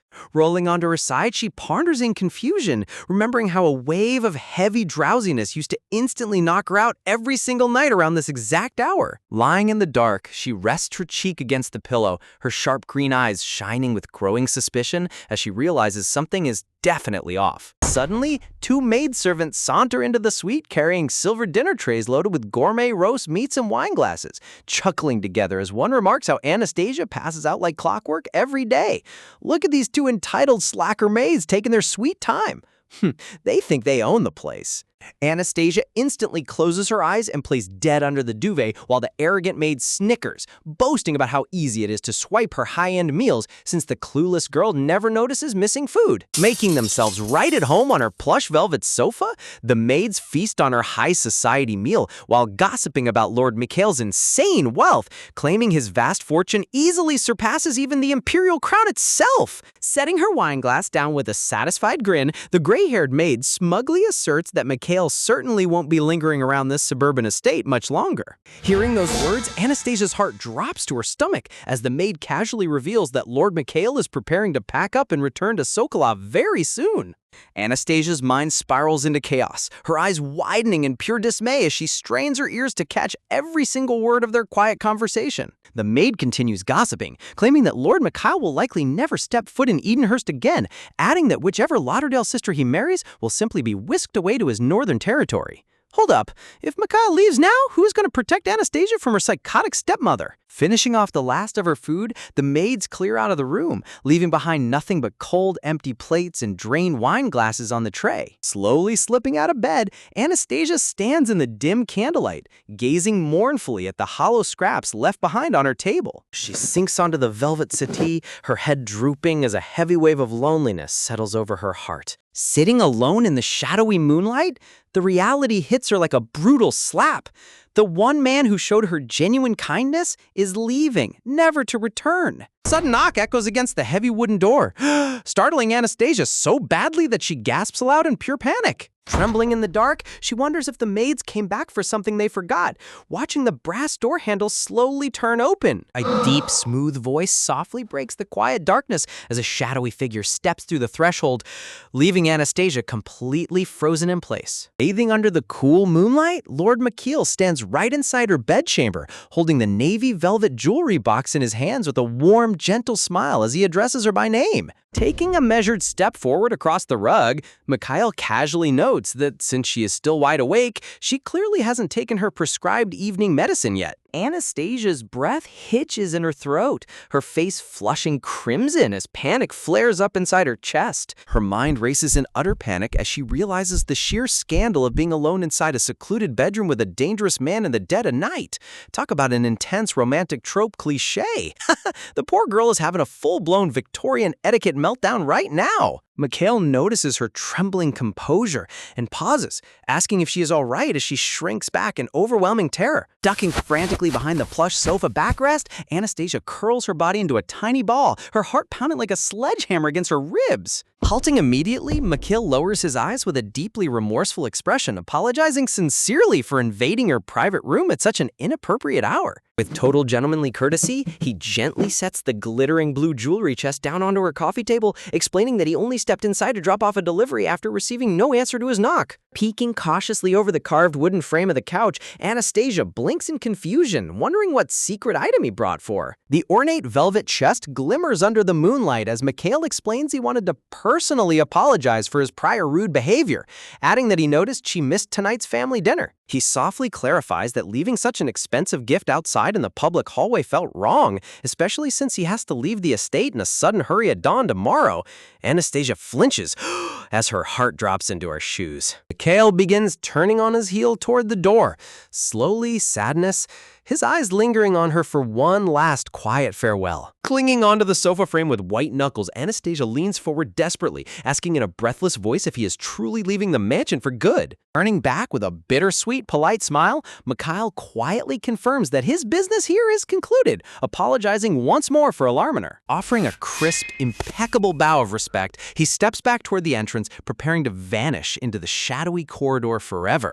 The maid's harsh gossip echoes inside Anastasia's mind, reminding her that once Mikhail walks out that door, her merciful protection vanishes into thin air. Driven by pure desperation, Anastasia shouts out at the top of her lungs, immediately clapping her hands over her mouth in absolute humiliation as her voice echoes across the entire room. Her cheeks burn with a furious, fiery blush, flustered as she stammers helplessly, completely unable to form a coherent sentence before the grand nobleman. Mikhail stops dead in his tracks, turning his head in surprise as his deep blue eyes lock onto her flustered face. Smile softly, Mikhail's adorable chibi figure reveals that Igor custom-formulated her tonic with a heavy dose of natural sleeping aids to force her body into rest, which is why she felt so drowsy every night. Anastasia gasps in stunned realization, finally understanding why her sleep schedule was so completely messed up. Stepping closer, Mikhail thoughtfully asks if the herbal mixture was too bitter or if it made her feel unwell, wondering why she skipped taking it tonight. Anastasia nervously fidgets with her dress hem, shaking her head in soft denial. Looking down at her bare feet, she timidly confesses that she couldn't take her tonic on an empty stomach, revealing that she hasn't eaten a single bite since afternoon. Mikhail's sharp eyes instantly dart toward the empty dinner tray on the table. Anastasia stammers, flustered, starting to explain that the maids took her food, but suddenly cuts herself off as a dark shadow falls over her eyes, realizing that complaining to an outside nobleman will only bring worse abuse from her stepmother tomorrow. Closing the distance between them with a firm stride, Mikhail's gentle eyes narrow with dark intensity, sharply demanding to know what the servants did to her. Anastasia freezes under his intense gaze, her eyes widening in absolute shock as she senses the terrifying rage hidden beneath his calm aristocratic facade. Yikes! Mikhail is about to wipe out this entire mansion's staff when he finds out they were stealing her meals. A heavy, pitch-black aura engulfs the room as the Golden Duke's protective instincts flare to absolute maximum. Staring at the shadows surrounding her, Anastasia realizes Mikhail is an absolute outsider to Edenhurst, the only man who has ever looked at her without a single trace of disgust or contempt. Her thoughts swirl in the quiet dark, wondering if this grand nobleman might actually be the one person destined to treat her differently. Hesitating under his intense gaze, Anastasia trembles softly, her voice barely above a whisper as she admits that the maidservants were the ones who took her food. Clenching her hands around her shawl, her emerald eyes widen in sudden alarm as the stark reality of what she just confessed hits her like a cold splash of water. Mikhail blinks in complete astonishment, sharply confirming if she truly meant that her own maids devoured her dinner right in front of her. Anastasia meekly nods in assent. Internal alarm bells scream inside her brain. Wait, what on earth did she just do? Why did she open her mouth and tell him that? Talk about an absolute impulse disaster. Poor Anastasia's brain is running on total low battery mode right now. Panic tightens her chest as she realizes that even if Mikhail believes her, bringing down his wrath upon the servants will only leave her exposed once he leaves. The Countess and the mansion staff will brutally punish her the second his carriage disappears. Shadowy terror creeps over her mind as she recalls that he is departing at the break of dawn, leaving her completely defenseless against her cruel family. Sinking frantically onto the carpet, Anastasia falls to her knees, stammering out a desperate cover-up as she claims she actually ate everything and just forgot to take her medicine. Looking up at him with pleading eyes, she desperately lies, swearing she will swallow her tonic this instant if he just ignores what she said. Mikhail's expression softens as he softly speaks her name, low vocal warmth, his voice echoing with gentle warmth in the quiet chamber. Pausing for a second, he politely asks her to wait right here for just a short moment while he steps out, leaving Anastasia blinking in utter bewilderment. Turning on his heel, Mikhail glides toward the entrance and gently pulls the heavy double doors closed behind him. Silence descends upon the grand suite as the door locks, leaving the room blanketed in total stillness. Sitting frozen on the floor, Anastasia stares blankly at the entryway, completely unable to process what just happened. Tracing the folds of her nightgown, she murmurs to herself, feeling as though the entire encounter was nothing more than a fleeting dream. Sitting alone in the dim candlelight next to her table, her eyes fall upon the ornate blue velvet jewelry chest sitting quietly on the wood. Gently resting her fingers atop the soft velvet casing, she wonders what kind of luxurious treasure could possibly be inside, stunned that someone of his status gave her such a lavish gift. Hugging the heavy box against her cheek, a silly thought crosses her mind, wondering if it might be a nasty trick filled with slimy frogs or creepy bugs. A dark memory flashes across her mind of how her cruel stepsister Catherine used to hand her boxes packed with crawling worms and centipedes just to watch her squirm. Wow, talk about major childhood trauma. Lady Catherine was an absolute villain from day one. A soft knock interrupts her thoughts as Mikhail's polite voice asks for permission to enter, to which she timidly grants entry. The grand doors swing open, revealing Lord Mikhail stepping inside while personally carrying a massive silver tray loaded with fresh grilled steak, hot savory soup, and warm golden bread. Gently setting the steaming feast down before her, he warmly encourages her to eat her fill before taking her evening medicine. Anastasia's jaw literally drops in pure shock. Speechless, she gazes up at him with wide, shining eyes, completely overwhelmed by his incredible kindness. Under the soft room light, the gourmet spread glimmers deliciously, a piping hot meal prepared exclusively for her. Look at that delicious steak art. The artist definitely spent half their budget drawing that juicy dinner tray. Clenching her gown tightly over her chest, Anastasia hesitates, whispering to herself that she almost cannot bring herself to eat a single bite. Tears well up in her eyes as a mournful realization washes over her. If she eats this meal, it will be gone forever. Yet this is the very first time in her entire life that anyone brought her food out of genuine care. Looking up into his handsome face, she feels an overwhelming wave of gratitude, silently thanking the heavens that such a gentleman exists. Clasping her hands tightly against her chest, Anastasia offers a tearful prayer, whispers thanking God for finally answering her desperate cries for help. Smiling down at her with gentle eyes, Mikhail tears off a soft, fluffy piece of golden bread. Extending his arm forward, he holds the warm bread right in front of her lips. Anastasia's breath hitches as a bright crimson blush rushes across her cheeks. With a charming, gentle grin, Michael playfully instructs her to open her mouth. Giggle, catching her completely off guard. Anastasia's face burns red hot as her mind goes completely blank under his intense romantic attention. Timidly leaning forward, she takes a small, delicate bite directly from his hand. Cute cat doodles flutter around in the background as chibi Anastasia chews happily while adorable chibi Mikhail watches on with absolute satisfaction. Aw, look at this cute chibi scene. My heart is officially melting right now. Smiling softly, Mikhail breaks off another piece of bread, encouraging her to take another bite like a sweet older brother feeding a spoiled kitten. A little while later, Anastasia sits with her head bowed low, her entire face burning with supreme embarrassment. Hiding her flustered expression, she mentally groans, dying of shame over the fact that a grown nobleman just hand-fed her like a tiny toddler. Settling back into his seat, Mikhail gently reminds her that now that her stomach is full, she needs to drink her prescribed healing tonic. Looking up at him, Anastasia gathers every ounce of courage remaining in her body. Fidgeting with her shawl, she nervously stammers, whisper asking if he truly intends to leave tomorrow without ever returning to Edenhurst. The room falls quiet as moonlight filters through the tall curtains. Tilting his head softly, Mikhail gently asks if she genuinely wants him to come back. Locking her bright green eyes with his, Anastasia discards all her hesitation and quietly answers with a definitive yes. Mikhail's lips curve into a subtle, mysterious smirk. Smiling brightly, he softly acknowledges her request, his charming expression hiding a secret spark of triumphant delight. Later that night, Mikhail walks down the grand estate hallway into his private study, where his loyal aide steps forward to inquire how his visit with Lady Elizabeth went. Sweat drops form on Chibi Mikhail's head as he internally realizes that visiting Elizabeth was the fake cover story he used to wander off to Anastasia's room. He completely forgot his own excuse. Regaining his composure, Mikhail turns to his advisor, who asks if everything is prepared for dawn, mentioning that the Countess requested clarification on whether Anastasia will stay in the capital or the outskirts. Mikhail coldly cuts him off, commanding him to drop the subject completely. His sharp tone sends a shiver down the aide's spine.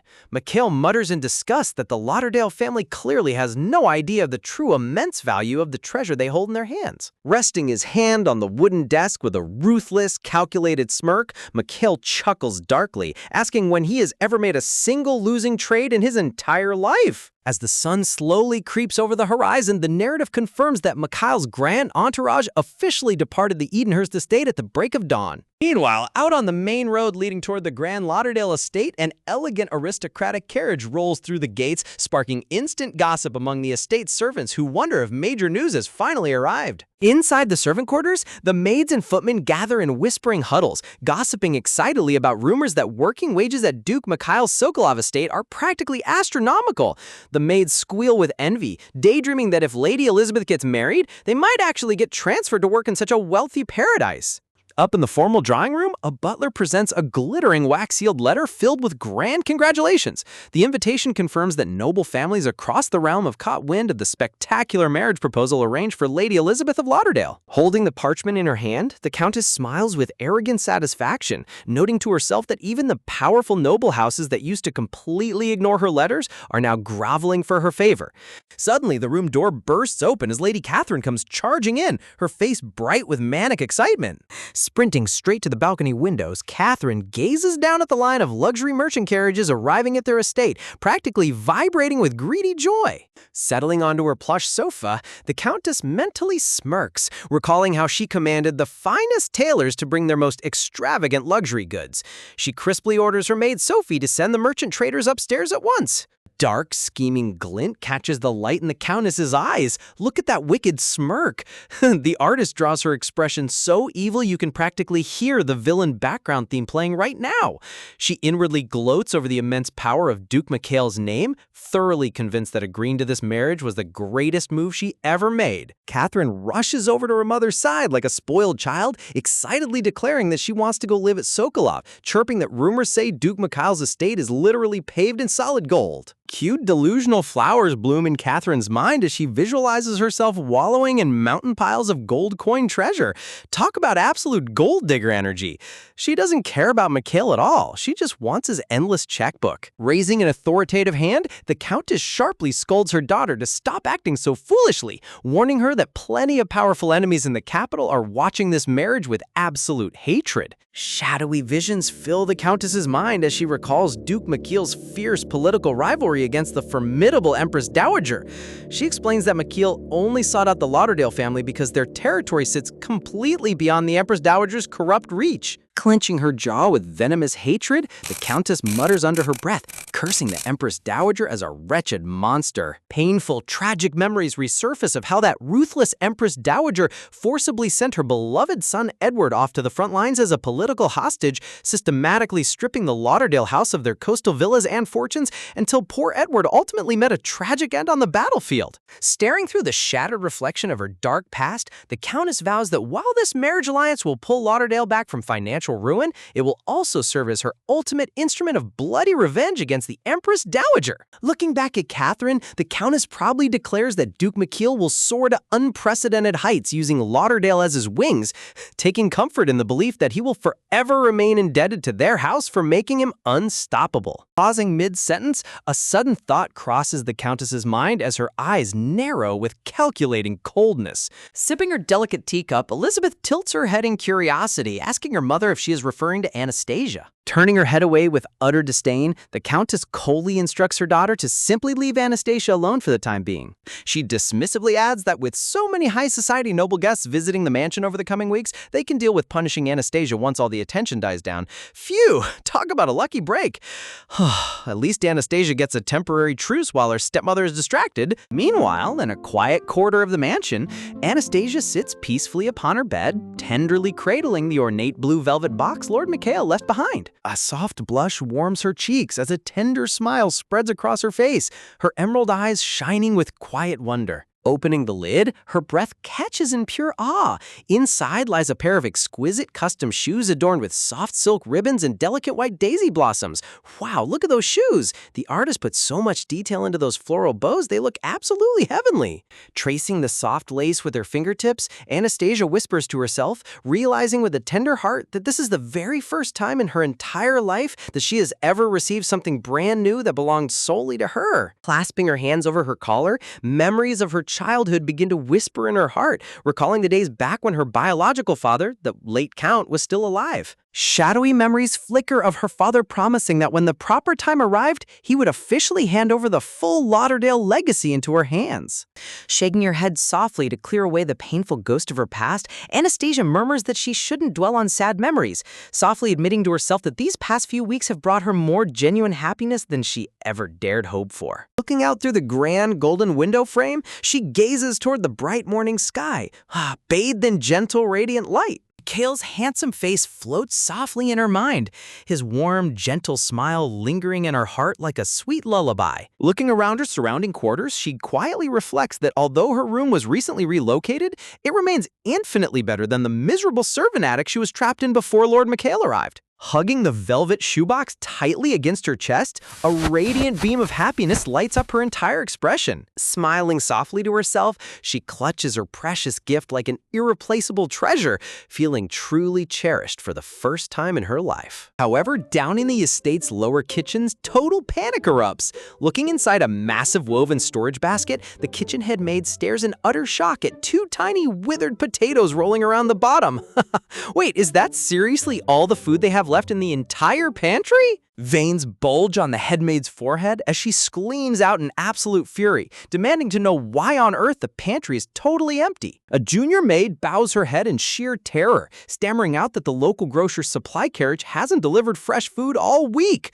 She timidly admits they're completely out of basic staples like flour, ham, butter, and milk, prompting the headmaid to yell in rage over why she wasn't informed sooner. Stomping toward the door with heavy, angry footsteps, snarls the headmaid that she is going to personally give that lazy grocer the scolding of a lifetime. Hurrying up the back staircase, she mutters to herself that she must report this supply crisis to the head butler immediately, only to suddenly freeze as she reaches the top floor hallway. Right outside the grand foyer double doors, she spots the head butler arguing heatedly with a rugged man carrying a heavy sack on his shoulders. She instantly recognizes him. It's the local grocer. Head butler flinches in surprise as the head maid comes charging down the hallway, pointing her finger while shouting across the grand corridor.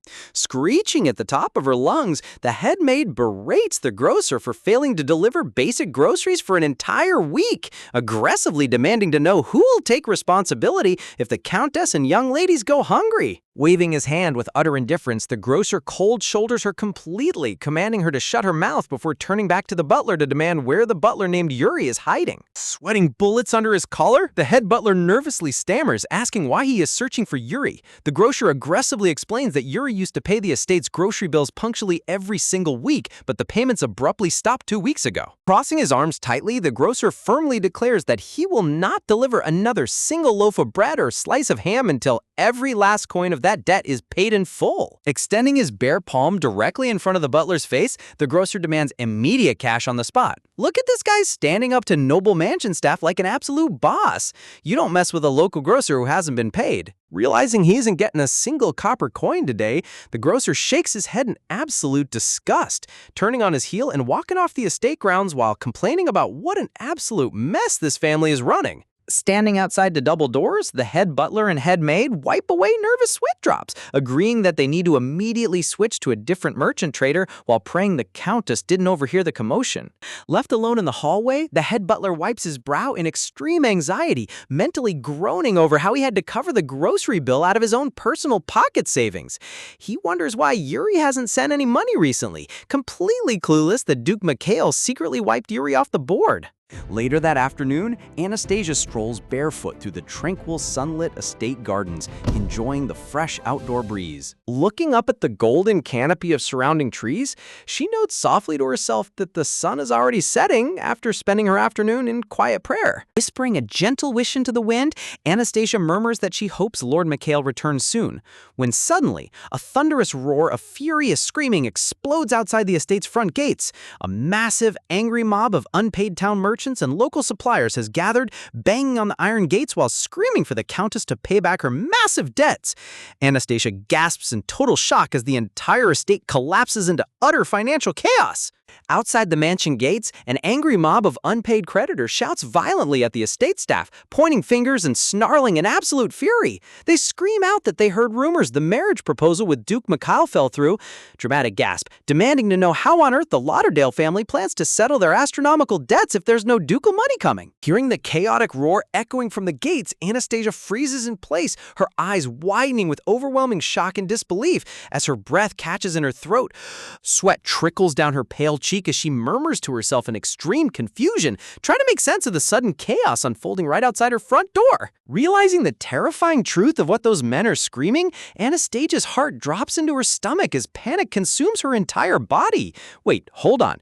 Did the entire neighborhood really just assume the whole wedding was canceled after barely a single week of radio silence? Talk about zero patience. Barefoot and completely frantic, Anastasia spins around and sprints across the polished marble hallway, her white gown fluttering as she rushes to figure out what's happening. Down in the servant corridors, total anarchy erupts. Maids and kitchen staff frantically pack up their belongings and shove past each other, shouting at anyone asking for lunch that nobody has time to cook meals while the mansion collapses. Outside the back entrance, a wooden supply cart loaded with fleeing servants rolls away from the grounds. The staff grumble bitterly to each other about how they should have resigned weeks ago to collect severance, utterly baffled that Duke Mikhail completely vanished without leaving behind a single gold coin. One greedy servant even vows to raid the garden sheds for expensive farming tools to replace his unpaid wages.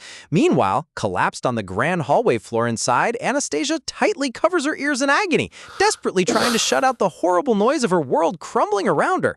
Wow, look at this complete estate downfall.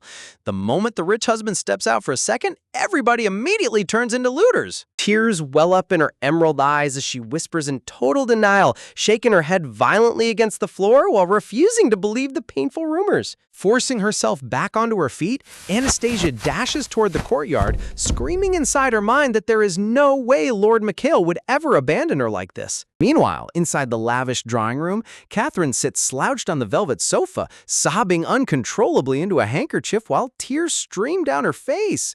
Sitting across from her, the Countess snaps her head up in pure irritation, her eyes glowing with sharp annoyance as she calls out her daughter's name. Seriously?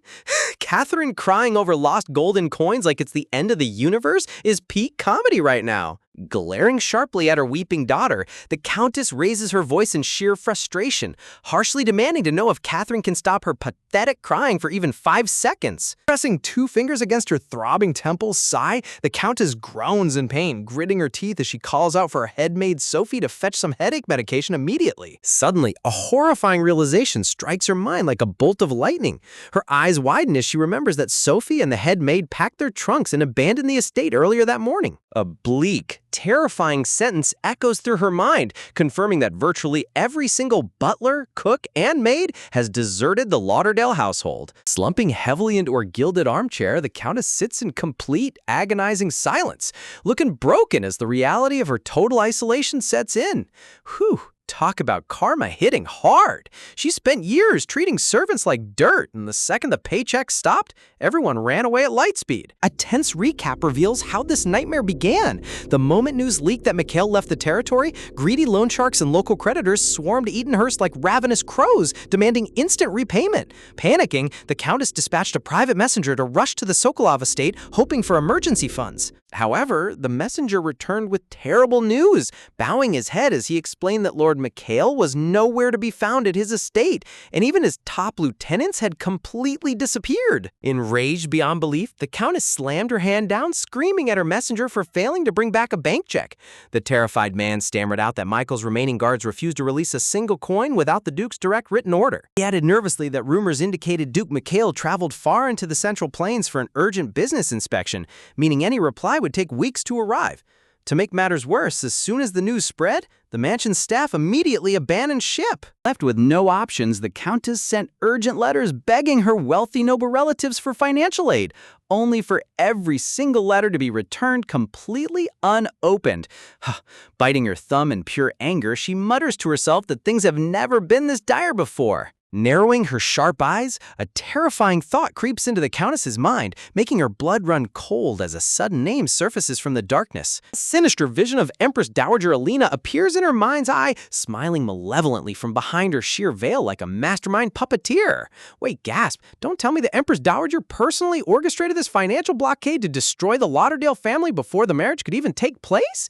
That's master-level villainy right there. Biting her thumb till it almost bleeds, the Countess mutters under her breath, utterly convinced that this ruthless economic strangulation is Alina's revenge. Dark, oppressive shadows engulf the background as the Countess's thoughts swirl into total despair, feeling completely helpless against the Empress Dowager's overwhelming power. Grasping her throat in frustration, the Countess reflects on how she foolishly believed agreeing to Mikhail's proposal would keep them safe beyond the capital's social reach, only to be utterly humiliated and financially ruined instead. Clenching her fist tightly, her crimson eyes burn with desperate intensity as she asks herself if there is truly no other way to escape this living hell. Turning her gaze toward Elizabeth, who sits quietly across the room, the Countess mentally groans, realizing it will be virtually impossible to secure another noble suitor for her daughter now that their house is blacklisted. Suddenly, a gentle knock rattles the wooden door. Opening the heavy door slightly, a young maid timidly peeks her head into the room to address the Countess. The maid nervously reports that the local meat supplier has arrived at the front door demanding payment. Without even looking up, the Countess coldly snaps, instructing the maid to tell the merchant that they cannot afford to pay him right now. Noticing the maid lingering at the door with a hesitant, terrified expression, the Countess turns her head and sharply asks if there's anything else he said. Trembling under her mistress's glare, the maid stammers out the shocking proposition. The butcher offered to completely wipe away their massive meat debt if they hand over Lady Anastasia to him instead. What in the absolute world? Did this local butcher seriously just try to purchase a noble lady like a bag of groceries?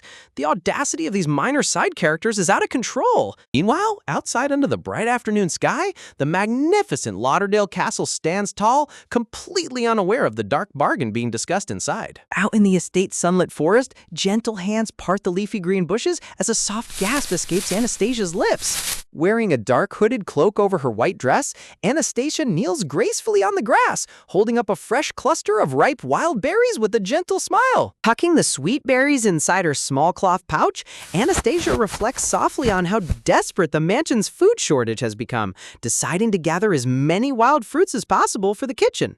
Bending down to search through the brush, she sighs softly to herself, admitting that while the Countess and her stepsisters probably wouldn't touch wild berries, she hopes the remaining staff can at least fill their bellies with them. Tightening her grip on her pouch, her emerald eyes shine with quiet determination as she whispers to herself, encouraging herself that they just need to hold out for a little while longer. A warm, radiant vision of Duke Mikhail's handsome, smiling face floats tenderly before her eyes, echoing his gentle promise that he would definitely return to her side. Talk about total emotional contrast. While the Countess is selling people off, Anastasia is living in a wholesome romantic fairy tale. Gazing down at her exquisite white floral shoes as her feet tread softly across the grassy forest path, softly Anastasia resolves not to let the harsh rumors shake her faith, pledging to trust Mikhail with all her heart. A glowing light fills her mind as she reaffirms her absolute trust in him, confident that her savior will return without fail. However, out of nowhere, a shadowy figure creeps up silently behind her. A massive, rugged man with a nasty scar across his nose sneaks through the trees, wearing a dark leather apron and a predatory smirk. Before she can even react, the scarred man lunges forward and forcefully grabs Anastasia's wrist in a vice-like grip. Anastasia gasps in sheer terror, her body jolting back as she tries to pull away. Close up on her face, her eyes widen in absolute horror as a drop of sweat glides down her pale skin. "What?" she cries out in terror, gasp. Looming over her with a menacing grin, the creepy butcher chuckles darkly, declaring that he finally caught his prize, while Anastasia's mind scrambles in absolute panic, wondering who on earth this terrifying stranger is. Anastasia thrashes violently, screaming at him to let her go, but the brute brutally shoves her down onto the hard grass, sending her pouch of wild berries spilling all over the dirt. "Stay still," he roars as she cries out in agony. Pinning her completely under his heavy body on the forest floor, the man grumbles in frustration, complaining that he expected her to be docile and weak rather than putting up such a fierce fight. Someone get this creep off her right now. Where's Mikhail when you actually need him? Staring down at her terrified face with callous indifference, the butcher scoffs, telling her that he wouldn't have been so rough with her if she hadn't resisted, arrogantly adding that no man wants to treat his future wife like garbage. Trembling violently underneath him, Anastasia's heart freezes in total horror as she gasps out in utter shock, her eyes wide with terror as those sickening words echo in her ears. "Wife?" The sinister butcher smirks down at Anastasia's trembling frame, coldly revealing that he paid the Countess a handsome fortune to buy her like cattle. He sneers that the greedy Countess charged an outrageous price purely because of the prestigious Lauderdale family name, even though everyone already knows she's just an adopted orphan. Before Anastasia can process his horrific words, the brute violently grabs a handful of her vibrant crimson hair. Anastasia shrieks out in sudden agony. Her skull throbbed as her head is forcefully yanked back. Lifting her by her tresses, the arrogant man mocks her fiercely, chuckles that he's heard ancient proverbs declaring red hair to be the mark of demonic witches and vulgar harlots. Anastasia groans in sheer pain, pinned helpless beneath his crushing weight upon the forest grass. Close up on her face, terror paralyzes Anastasia's soul as a terrifying memory violently resurfaces. Her emerald eye shudders violently while distant, cruel voices echo inside her traumatized mind, calling out her name. Wow, talk about deep-seated emotional trauma resurfacing at the absolute worst possible moment. In a tragic flashback, her abusive late father stands towering over her childhood self, pointing an accusing finger while roaring at her never to expose her cursed face or body. He spat venomously that her red hair was the deceptive color of a venomous serpent, existing solely to tempt men into wickedness. Biting her lower lip until it almost bleeds, Anastasia's face plunges into dark, heartbreaking shadows, completely submerged in the toxic shame beaten into her since childhood. Dragging her back into horrifying reality, the butcher forcefully hauls her limp body up by the arm, demanding that she get off the dirt and follow him home like a docile pet. Hiding her broken face beneath her dark hood, Anastasia shudders in total despair, repeating to herself in disbelief that there is no way she's letting him kidnap her away from Edenhurst. Digging her heels fiercely into the soft soil, Anastasia snaps back into action, screaming no, as she frantically tears her cloak away from his filthy leather gloves. Enraged by her desperate resistance, the brute's eyes flash with murderous malice. Raising his heavy gloved palm high into the air, he roars in sheer fury, bellowing why on earth she keeps trying to fight back. A brutal, sickening smack echoes through the quiet forest. The monster brutally slaps Anastasia across her face with full force, sending her body spinning through the air. Slogging heavily onto the hard dirt floor, Anastasia lies crumpled on the ground, her face half buried in her wild red hair as hot tears pool in her eyes. Seriously? This villain is crossing every single line imaginable. Someone please bring down ultimate judgment on this monster. Leaning down with callous curiosity, the butcher grabs her delicate chin with his leather glove, turning her head to see if his vicious blow knocked her unconscious. A horrifying dark purple bruise quickly blooms across her pale cheek. Trembling uncontrollably in raw terror, Anastasia completely breaks down, whimpering helpless apologies over and over again like a broken record. Grinning like a demonic hyena, the butcher scoffs arrogantly, telling her she should have surrendered like an obedient dog from the start to save them both the unnecessary trouble. Standing over her shattered form, the predator's eyes gleam with disgusting lust. He taunts that although he planned to save her for his bedroom, perhaps they should indulge right here in the forest, since she'll be serving him constantly from now on anyway. Dragging her kicking feet along the grassy trail, Anastasia's mind spirals into total numbness. She desperately cries inside that she cannot leave her paradise, but her traumatized body feels completely frozen like solid ice as she keeps whispering frantic apologies. Collapsing onto her knees, Anastasia slumps forward in total defeat, unable to muster a single spark of physical strength to stand up. The towering silhouette of the creepy butcher looms over her vulnerable form like an unescapable nightmare, smirking with arrogant victory as he prepares to take his prize. Clasping her trembling hands together in a desperate prayer, tears stream down her bruised face as Anastasia silently begs for divine mercy from above. As a shadowy evil hand reaches out to claim her, Anastasia's inner monologue cries out into the heavens, begging God to protect his innocent little lamb from this living hell. Radiant, holy crest flashes across her mind's eye as her final desperate soul cry screams out to heaven, "Please send your soldier!" Suddenly, a sharp, blinding light pierces the shadows as Anastasia's emerald eye snaps open to a thundering impact sound. Boom! Out of absolute nowhere, a magnificent golden-haired man clad in a pure white suit explodes into the frame, delivering a devastating, earth-shattering right hook straight to the butcher's ugly face. Anastasia gasps in absolute shock, watching the creep get blasted backwards. The giant brute flies backward and crashes face first onto the hard dirt like a sack of rocks. Standing tall and imposing over the unconscious monster is none other than Duke Mikhail Sokolov himself. Talk about the most legendary superhero entrance in Manhwa history. The timing was literally down to the exact millisecond. Exhaling a sharp, heavy breath, Mikhail stands under the glowing sunlight, beads of sweat glistening along his sharp collarbone and immaculate white blazer. Extending his warm, noble hand toward her, Mikhail gazes down with deeply caring eyes, gently asking if she's all right. Calling out her name softly, Mikhail's mesmerizing blue eyes shine with genuine relief, making Anastasia's tears overflow as she gazes up at her golden savior in absolute awe. Scene shift. A few days earlier in the bustling northern territory of Novgorod, hardworking laborers lay down heavy iron railway tracks, shoveling dirt and carrying supplies across a massive construction site.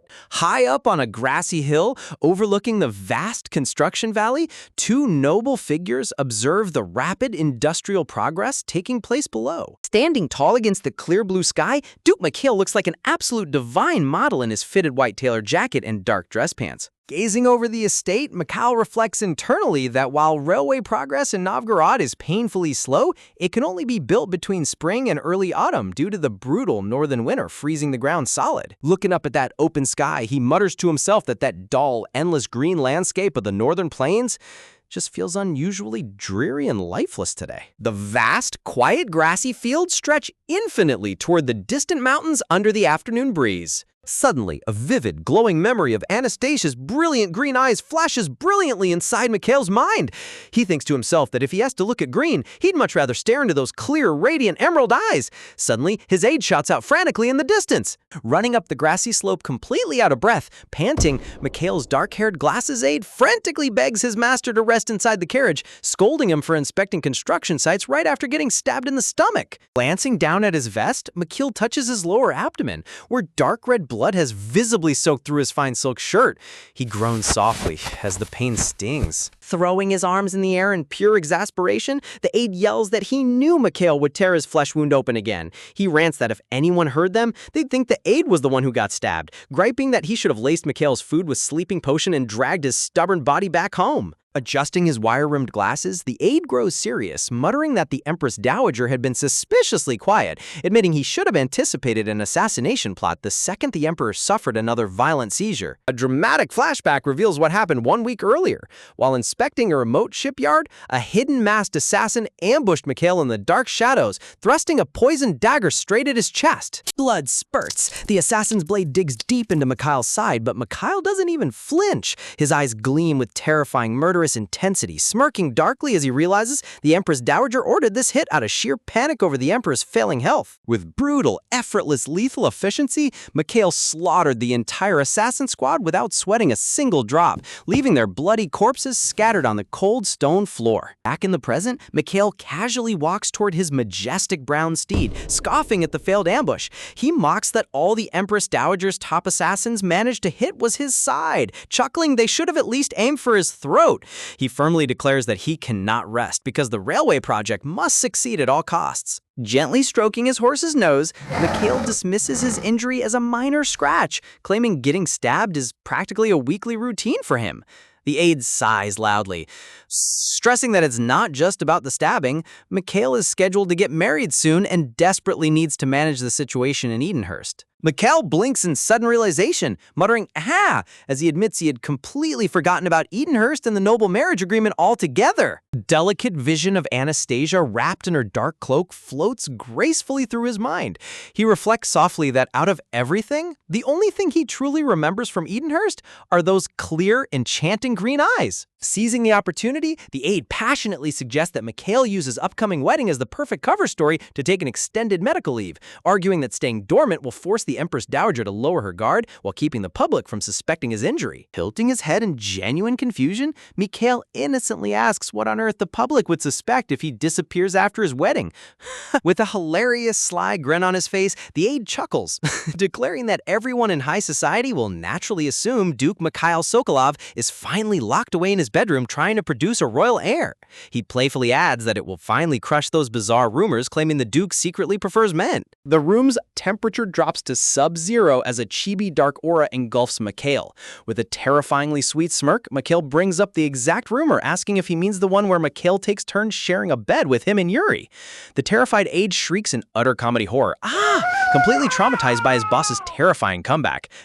Seriously, this aide deserves a massive raise for surviving Mikhail's wicked humor daily. Igor sighs heavily, adjusting his wire-rimmed glasses while reminding his master that as the Duke, he'll inevitably need to secure a noble heir down the line. Stroking his brown horse's mane under the bright blue sky, Mikhail ponders the idea, admitting he's never given much thought to who would actually bear his future children. A vision of a picture-perfect blonde noblewoman comes to mind, a lady who is poised, refined, and ideal for elevating his standing in high society. But with absolute deadpan bluntness, Mikhail mutters that she doesn't turn him on at all. Poor Igor's jaw literally drops as question marks float around his head. Talk about setting impossibly high standards. Narrowing his sharp blue eyes, Mikhail reflects deeply on what truly captures his desire. A breathtaking vision of Anastasia in a pristine white gown, her radiant emerald eyes and fiery red hair glowing in the light, flashes vividly before his mind. A subtle, smirking smile spreads across Mikhail's lips as he makes up his mind. Before Igor can even digest what's happening, Mikhail suddenly mounts his steed. The aide shrieks in complete panic, yelling where on earth his master's charging off to.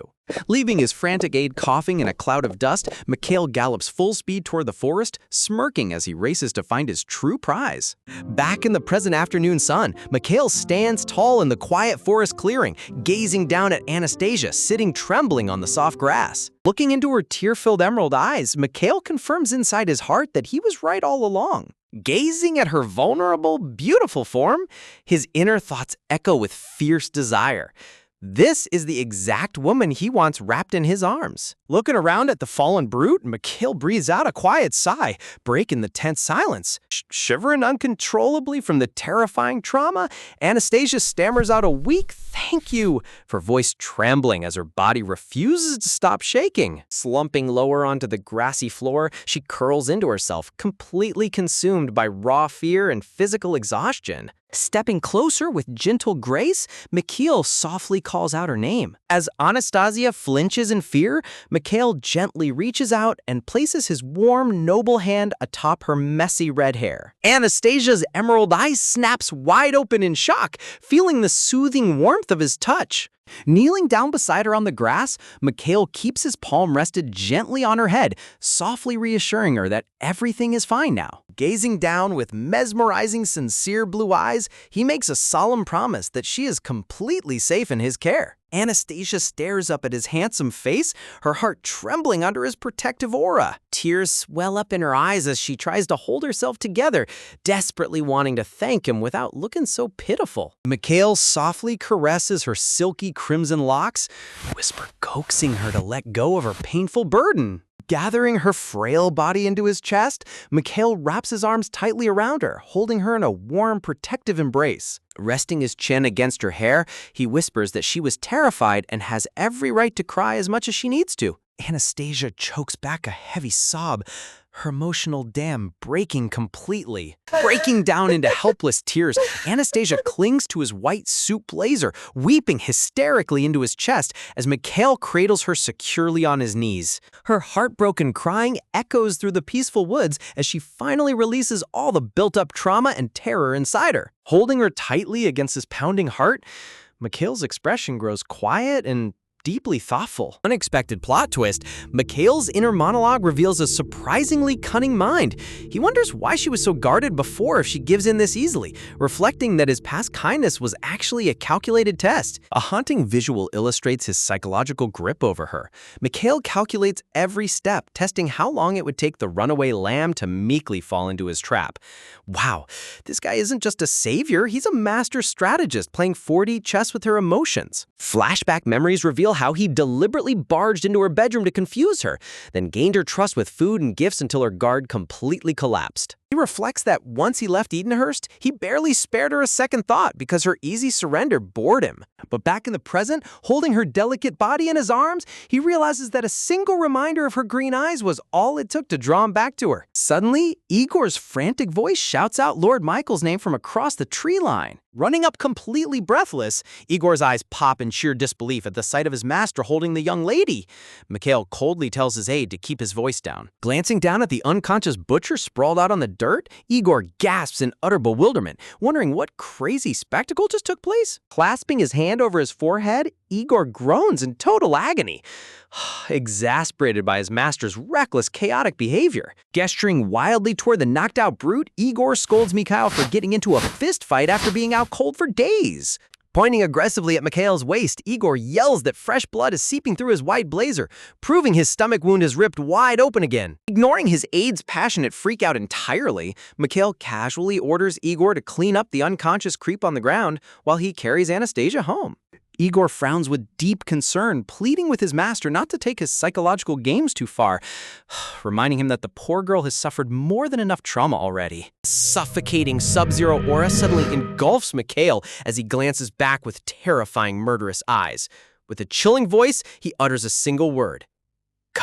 Terrified by his master's dominant pressure, Igor swallows his words and bows his head in silent submission. Scene shift to the grand estate mansion. A terrified servant shouts out through the corridors that Lord Mikhail has finally returned. Standing behind the ornate glass windows, the malicious countess freezes in shock upon hearing the alarming news. Mikhail strides effortlessly through the sunlit marble foyer, holding the unconscious Anastasia bridal style against his chest like a true king returning with his trophy. Looking up at the grand staircase, Mikhail greets the countess with cold, elegant politeness, declaring it has been a long time.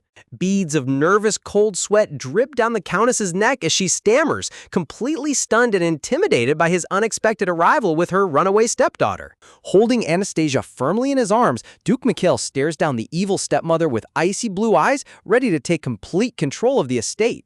Mikhail carries Anastasia into the grand mansion foyer, explaining to the startled stepmother that he encountered Anastasia in a perilous situation and stepped in to rescue her before she suffered a terrible fate.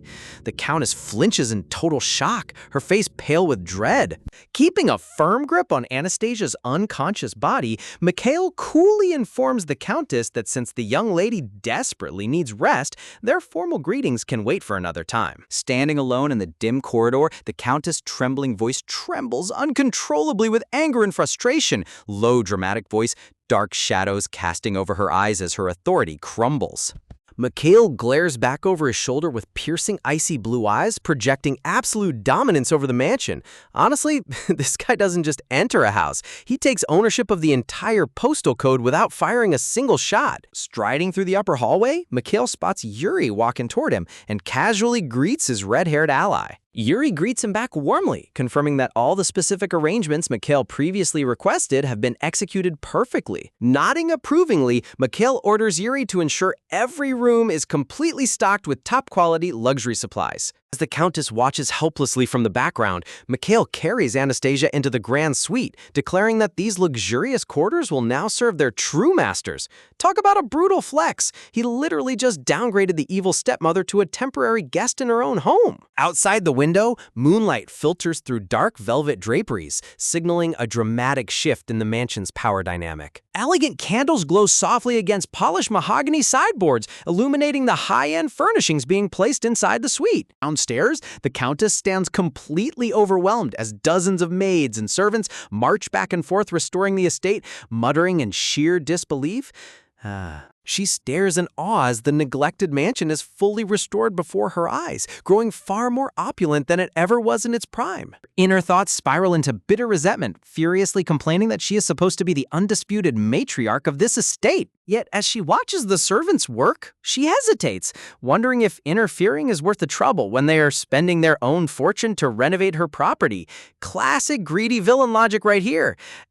Why fight back when someone else is paying for your home upgrades? Sweat drips down her neck as dark terror grips her soul, realizing that opposing Duke Mikhail could easily cost her life. Later that evening inside the private library, Mikhail ponders the broader political chessboard, noting that the Empress Dowager is currently consumed by negotiations with the Schweikians. Yuri steps forward explaining that Schweik unexpectedly offered terms far more favorable to Novgorod this time, snidely asking Mikhail about their upcoming schedule. Yuri details how representatives will negotiate all summer, adding that the Empress Dowager plans to take the ailing emperor to the summer villa next week. Mikhail inquires about the Emperor's worsening condition, prompting Yuri to reveal quiet rumors that the sovereign's recent seizure left him with severe brain damage. A dark flashback memory illustrates the Empress Dowager cradling her sickly son.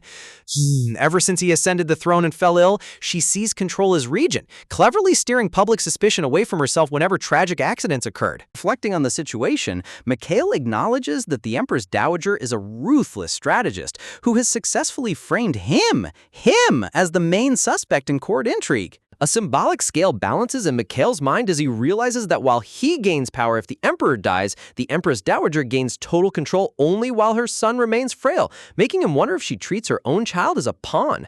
Man, political corruption in this story is straight up brutal. Yuri suggests that since the imperial capital will remain quiet throughout the summer, Mikhail should take this chance to enjoy an extended vacation. Mikhail squints in chibi suspicion, laughing, asking if Igor secretly persuaded him to deliver this speech, which Yuri candidly admits.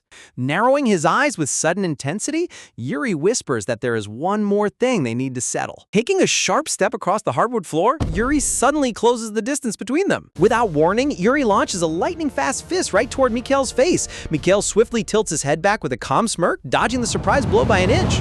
Yuri follows up with a fierce combination of punches, but Mikhail dodges every single strike effortlessly. But as Mikhail moves to counterattack, a sudden spasm of sharp agony shoots through his abdomen, causing his blue eyes to widen in shock. Stumbling backward on the wooden floor, Mikhail loses his balance as Yuri halts his attack. Planted firmly on his feet, Yuri points out his master's sluggish movement. Yuri bluntly taunts him, stating that Mikhail couldn't even throw a proper counterpunch. Pointing at the dark crimson blood seeping through Mikhail's vest, Yuri scolds him for ignoring his torn stomach wound and orders him to rest all summer. Wow, Yuri actually tested his physical limits in combat just to prove a point. What a loyal yet reckless lieutenant. Mikhail sighs heavily, finally admitting defeat and agreeing to spend his summer resting in Edenhurst while pondering his pending noble wedding. Just as Mikhail contemplates his chaotic engagement, a firm knock reverberates across the library door. The head butler enters respectfully, reporting that the Countess tried repeatedly to request an audience, but he turned her away on the grounds that Mikhail was resting. The butler notes she tried reaching him 3 times through maids and twice in person, contemptuous, to which Mikhail instructs him to let Igor handle any excuses. Pausing at the doorway, the butler hesitates before delivering one final piece of news. Looking up with sudden surprise, Mikhail listens intently as the butler announces that Lady Anastasia has finally regained consciousness. Striding quickly down the grand hallway, Mikhail makes his way toward Anastasia's chambers. Whistling a cheerful tune to himself, Mikhail feels relieved that her unconscious spell was short, eager to check on her condition. But just as he approaches the bedroom door, a frantic, terrified scream echoes from inside, shouting, "No! Go away!" Mikhail's eyes snap wide in alarm as he sprints down the corridor. Kicking the double doors open, Mikhail bursts into the room shouting, "What on earth is happening?" startling the nervous maids inside. On the grand canopy bed, Anastasia is huddled beneath a thick white blanket like a defensive cocoon, trembling violently in utter terror. Her pale face and tearful emerald eyes peek out from the covers, dripping with cold sweat as her trauma overpowers her sanity. Mikhail stops in his tracks, his heart sinking as he asks the servants for an explanation. Holding fresh silk garments in her arms, the maid timidly explains that they were only trying to help her change clothes, but the young lady panicked and fought back fiercely. Realizing that having strangers touch or undress her triggered her horrific trauma, Mikhail gently commands the maids to leave the room and place the clothes down.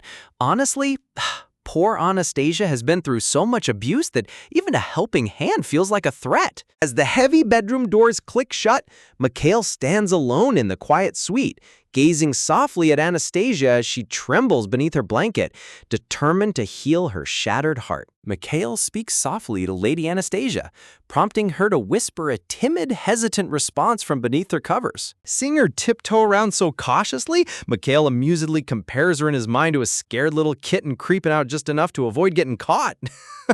He gently asks if she is feeling any better, to which she stammers out a nervous yes. Mikhail gently reassures her that the maids only entered the room to assist her, but Anastasia casts her eyes downward, softly muttering that she already knows. Looking slightly puzzled, Mikhail asks why she refused to change into fresh garments if she knew the servants meant no harm, leaving her completely speechless. She tightly clutches her dark cloak against her chest, her shoulders trembling from lingering anxiety and deep-seated trauma. Holding up the clean white gown, Mikhail explains that while she is free to wear whatever she prefers, changing into something fresh fresh would help her rest properly, but Anastasia nervously stammers that she simply cannot wear that outfit. Mikhail inspects the dress, asking if there's an issue with it and noting that it would look wonderful on her, but she hesitates, blushing as she stammers that the gown is far too revealing. When she whispers that the dress exposes way too much skin, Mikhail freezes with a hilarious question mark floating over his head. Honestly, watching a hardened imperial duke get completely baffled by innocent modesty is top-tier comedy. Blushing deeply, Anastasia points out that the sleeves are short, to which Mikhail calmly reasons that wearing short sleeves is completely normal during the summer heat. He further points out that the mansion currently lacks spare wardrobes tailored for her, suggesting she temporarily wear this dress just for today so she can properly rest. Seeing her stubborn hesitation, Mikhail sighs softly and offers to call the maids back to his sister, causing Anastasia to shout out in total panic. Shaking with frantic panic, breathless, she hastily snatches the gown into her arms, desperately insisting she will put it on entirely by herself. Clutching the soft white fabric against her chest, she gazes up at him with wide, tearful green eyes and a heavily flushed face. Mikhail flashes a charming, gentle smile, secretly amused by her sudden burst of independence. An awkward silence lingers in the grand room as Mikhail stands tall before her bed, waiting to see what she will do next. Reddening even further, Anastasia nervously bites her lip, softly reminding him that in order for her to actually change, she timidly asks if he could kindly step outside the room so she can have some privacy. Instead of leaving, Mikhail smoothly points toward a decorative partition nearby, instructing her to simply change behind the privacy screen. Anastasia's jaw practically hits the floor, gasp, as she stammers in utter shock. But Mikhail coolly clarifies that changing behind foldable screens is standard practice. He reassures her that ladies in every noble household routinely use privacy screens whenever dedicated changing rooms aren't nearby. He adds that she'll be completely hidden from view, smirkingly suggesting he can even turn his back if it makes her feel more comfortable. Anastasia bites her lip nervously, her mind completely overwhelmed by strict noble etiquette and fear. She sits frozen on the bed, staring down at the dress in her hands while Mikhail waits patiently by her side. Fixating his deep blue eyes on her, Mikhail promises with utmost solemnity that he will never lay a hand on her unless she genuinely wants him to. Anastasia stares at him in breathless awe, her heart fluttering at his sincere and respectful words. Looking into his calm, steady eyes, she feels a strange sense of safety washing over her shattered mind. Swallowing hard, she tries to suppress her pounding heartbeat as emotions swirl within her chest. Anastasia inwardly worries that she must be losing her sanity for even considering trusting a powerful imperial nobleman. She reminds herself that letting her guard down around someone of his rank is something that should never happen under normal circumstances. Her strict upbringing echoes in her head, warning her that being alone in a room with a man is practically scandal material in high society. Her entire face flares beet red as pure embarrassment overwhelms her composure. Seriously, her dramatic panic over basic noble interaction is hilarious. Yet despite all her inner doubts, a small voice inside her hesitates as she contemplates his gentle behavior. She recalls the comforting moment in the forest when Mikhail gently rested his hand on her head, softly reassuring her that everything was going to be all right. She remembers how warm and safe she felt when he held her tight against his chest, shielding her from the cruel world outside. Looking back on his unwavering protection, she finally admits to herself that she can truly trust him. Convincing herself, she reasons that since Lord Mikhail hails from a world beyond paradise and possesses vast knowledge of foreign customs, his words must be accurate. Honestly, her naive reasoning to justify his screen suggestion is absolutely adorable. Convinced that a refined duke would never deceive her, she decides to take his advice as absolute truth and steps toward the partition. Meanwhile, Mikhail sits on the edge of the bed with a soft thud, chuckling inwardly at his own quick-witted like about noble customs. His blue eyes gleam with subtle dark charm as he thinks to himself that while it wasn't technically a lie, such intimacy is strictly reserved for married spouses or official lovers. Talk about a sneaky romance move. He totally exploited her innocence. Suddenly, the soft rustle of falling fabric echoes as her dress drops to the wooden floor, causing Mikhail's eyes to snap wide in immediate shock. His keen senses hyper-focus on the faint sounds vibrating through the quiet bedroom air. Behind the thin screen, Anastasia's slender fingers gently unbutton her collar, unclothing herself step by step. Her bare feet step softly onto the polished hardwood floor as she slides out of her heavy outerwear. Sitting stiffly with his back to the partition, Mikhail stares straight ahead, struggling to maintain his composure as cold sweat drips down his temple. He questions his own sudden loss of cold, calculated control, feeling an unfamiliar heat rising within his chest. Gripping his chin, he realizes in disbelief that while he felt complete apathy seeing other women, the mere rustle of Anastasia's clothing behind a screen is driving his pulse wild. His throat goes completely dry as he clenches his fist tightly against his thigh, right before Anastasia's soft voice calls out his name from behind the screen. Taking a deep breath, Mikhail inwardly orders himself to regain his icy composure before responding. His dark predator instinct flares up as he reminds himself to act completely natural, knowing that if his precious prey senses danger, she might vanish forever. Man, this imperial strategist treats romance like a high-stakes hunting game. Stepping out from behind the screen in her thin white nightgown, Anastasia timidly holds her folded clothes, softly murmuring that she hasn't properly thanked him yet for saving her life. Mikhail smoothly waves off her gratitude, assuring her that he didn't rescue her just to collect thank yous. Yet behind his calm facade, a lingering doubt gnaws at his mind. As he walks away slowly, dark inner thoughts consume him. He questions why he's exercising such absurd self-control around her when he has never hesitated to take whatever he desired in the past. His eyes glint with manipulative, dark charm as he calculates his next move. He figures that she is already falling right into his carefully laid trap, needing just one tiny push to seal the deal. He envisions himself stepping behind the partition, gently lifting her chin and whispering sweet flattery to completely disarm her hesitation. Talk about a master manipulator at work. But before he can act on his scheme, Anastasia's innocent voice stops him dead in his tracks. She continues thanking him for saving her and for the previous gift, leaving Mikhail utterly baffled. Suddenly, the memory clicks in his mind. The pair of delicate white shoes he had delivered to her earlier. Anastasia stands timidly in her simple white nightdress, her emerald eyes filled with genuine gratitude, though an awkward tension still lingers between them. Remembering how she wasn't wearing those shoes when he rescued her, Mikhail plainly asks why she never put them on if she was so thankful for the gift. Lowering her gaze with a timid smile, Anastasia softly admits that she simply couldn't bring herself to wear them. Mikhail stands quietly near the window as Anastasia remains by the folding screen, the physical distance reflecting her guarded, broken heart. Mikhail freezes in absolute shock as she begins treating his simple present like some divine holy artifact. Honestly, to him it was literally just a nice pair of shoes, but to her, it meant the world. Looking up with shining emerald eyes, she whispers her profound gratitude, softly thanking God for sending Mikhail into her miserable life right when she needed a miracle most. She explains that in her darkest moment of utter despair, her prayers were answered when he appeared. Mikhail gazes at her, totally stunned by the depth of her pure faith. He clenches his fist tightly against his side, processing her words as a heavy silence settles over the room. Dark frustration begins to bubble inside him as he realizes she doesn't actually see him as her savior. She merely views him as a divine tool sent by God. A sharp, sardonic smirk plays on his lips as he chuckles at the irony.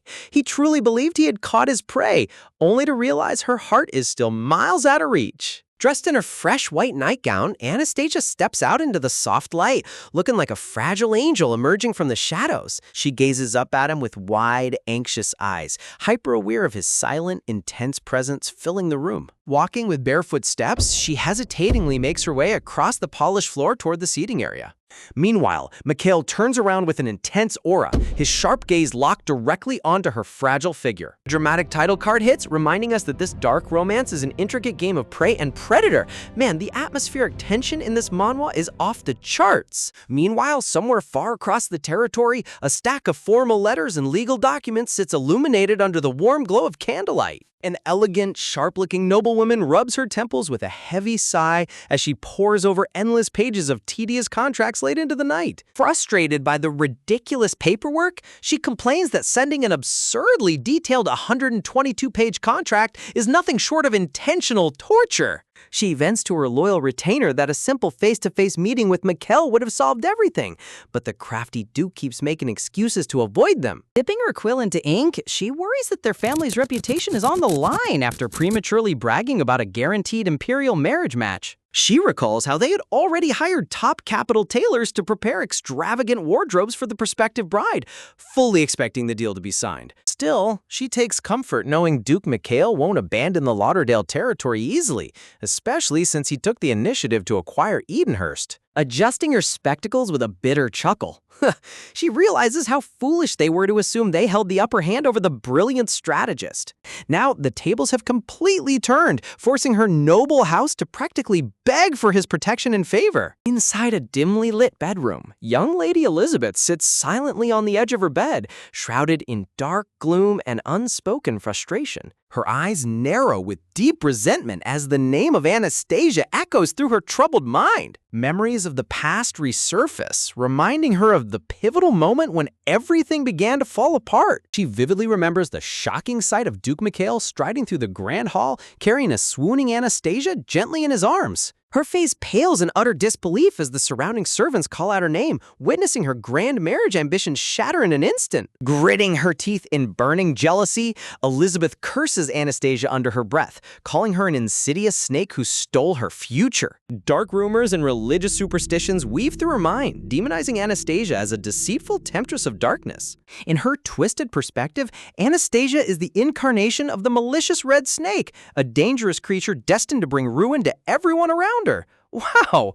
Talk about extreme jealous villain coping. She remembers peering through a cracked door on the fateful night her father passed away, witnessing something that terrified her to her core. The scene transitions back to the bright daylight of the Duke's estate, where tense conversation echoes through the grand residence. Unbuttoned shirt exposing his chest, Mikhail calmly sips his morning tea while his personal doctor scolds him for pushing his injured body past its limits. Grimacing at the foul taste, Mikhail sarcastically accuses the doctor of picking the most bitter remedy on purpose, but the doctor coolly insists it's just a standard high-potency painkiller. The physician casually adds that due to its extreme potency, the medication might cause a few mild visual hallucinations, instantly catching Mikhail's attention. Clearing his throat with an awkward fake cough, the doctor admits he once tested the medicine himself and totally understood why people get hooked on it. When Mikhail asks what crazy visions he saw, Sneaky Doctor simply chuckles and bids him farewell, telling him he'll find out soon enough. As the heavy bedroom door clicks shut, Mikhail sits alone on his bed, pondering the doctor's ominous warning about incoming hallucinations. He recalls seeing dazed harbor vagrants grinning empty-headed in the streets, wondering if he's about to end up looking just as ridiculous. Leaning back as the soothing drug numbs his body, he notes that the intense wound pain is already vanishing, wondering when the side effects will hit.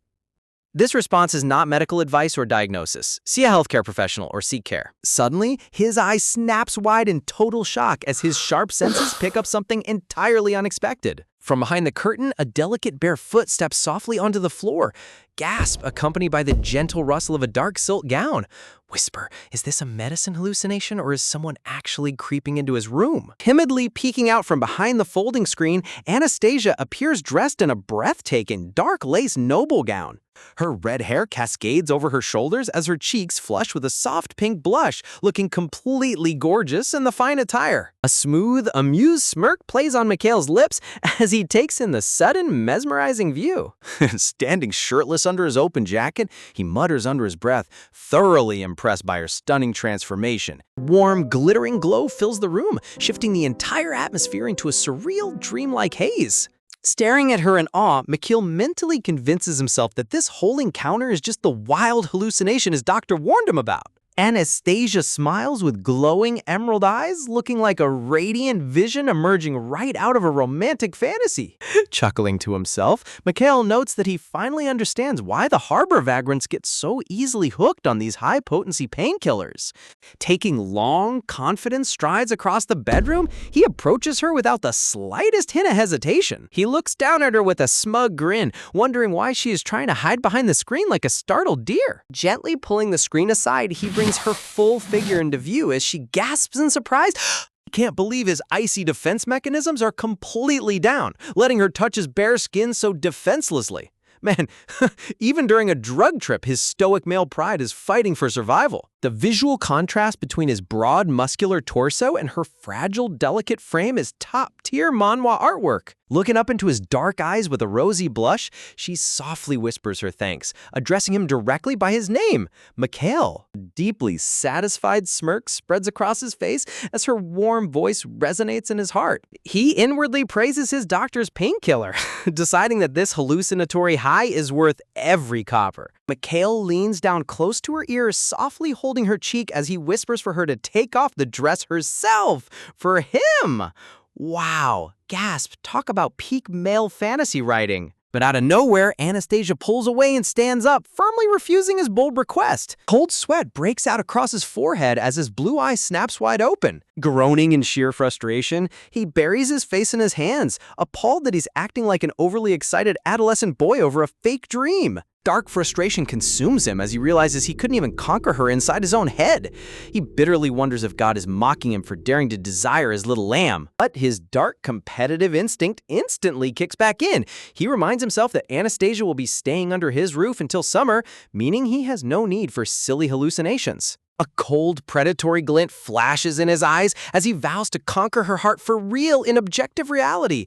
Man, this imperial strategist treats love like a full-blown military campaign. The scene shifts outside to the bright, sunlit courtyard, where long rows of grand carriages clatter along the gravel driveway. Anastasia stands by the tall glass window, gazing out at the magnificent procession with wide, bewildered eyes. Endless shipments of rare treasures, golden mirrors, and vibrant floral arrangements have been arriving non-stop from Sokolov to Edenhurst all week long. Standing in her sunlit quarters wrapped in a cozy beige shawl, Anastasia admits to herself that for the very first time, she feels genuine curiosity about the world beyond Edenhurst.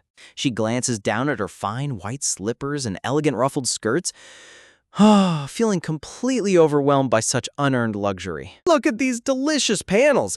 She's happily spinning around and floating in sparkles, trying on all her gorgeous new dresses. Looking at her full portrait, she has completely transformed from a trapped, ragged maiden into a stunning noble lady of the estate. Yet as she gazes into her own reflection, a quiet doubt lingers in her mind.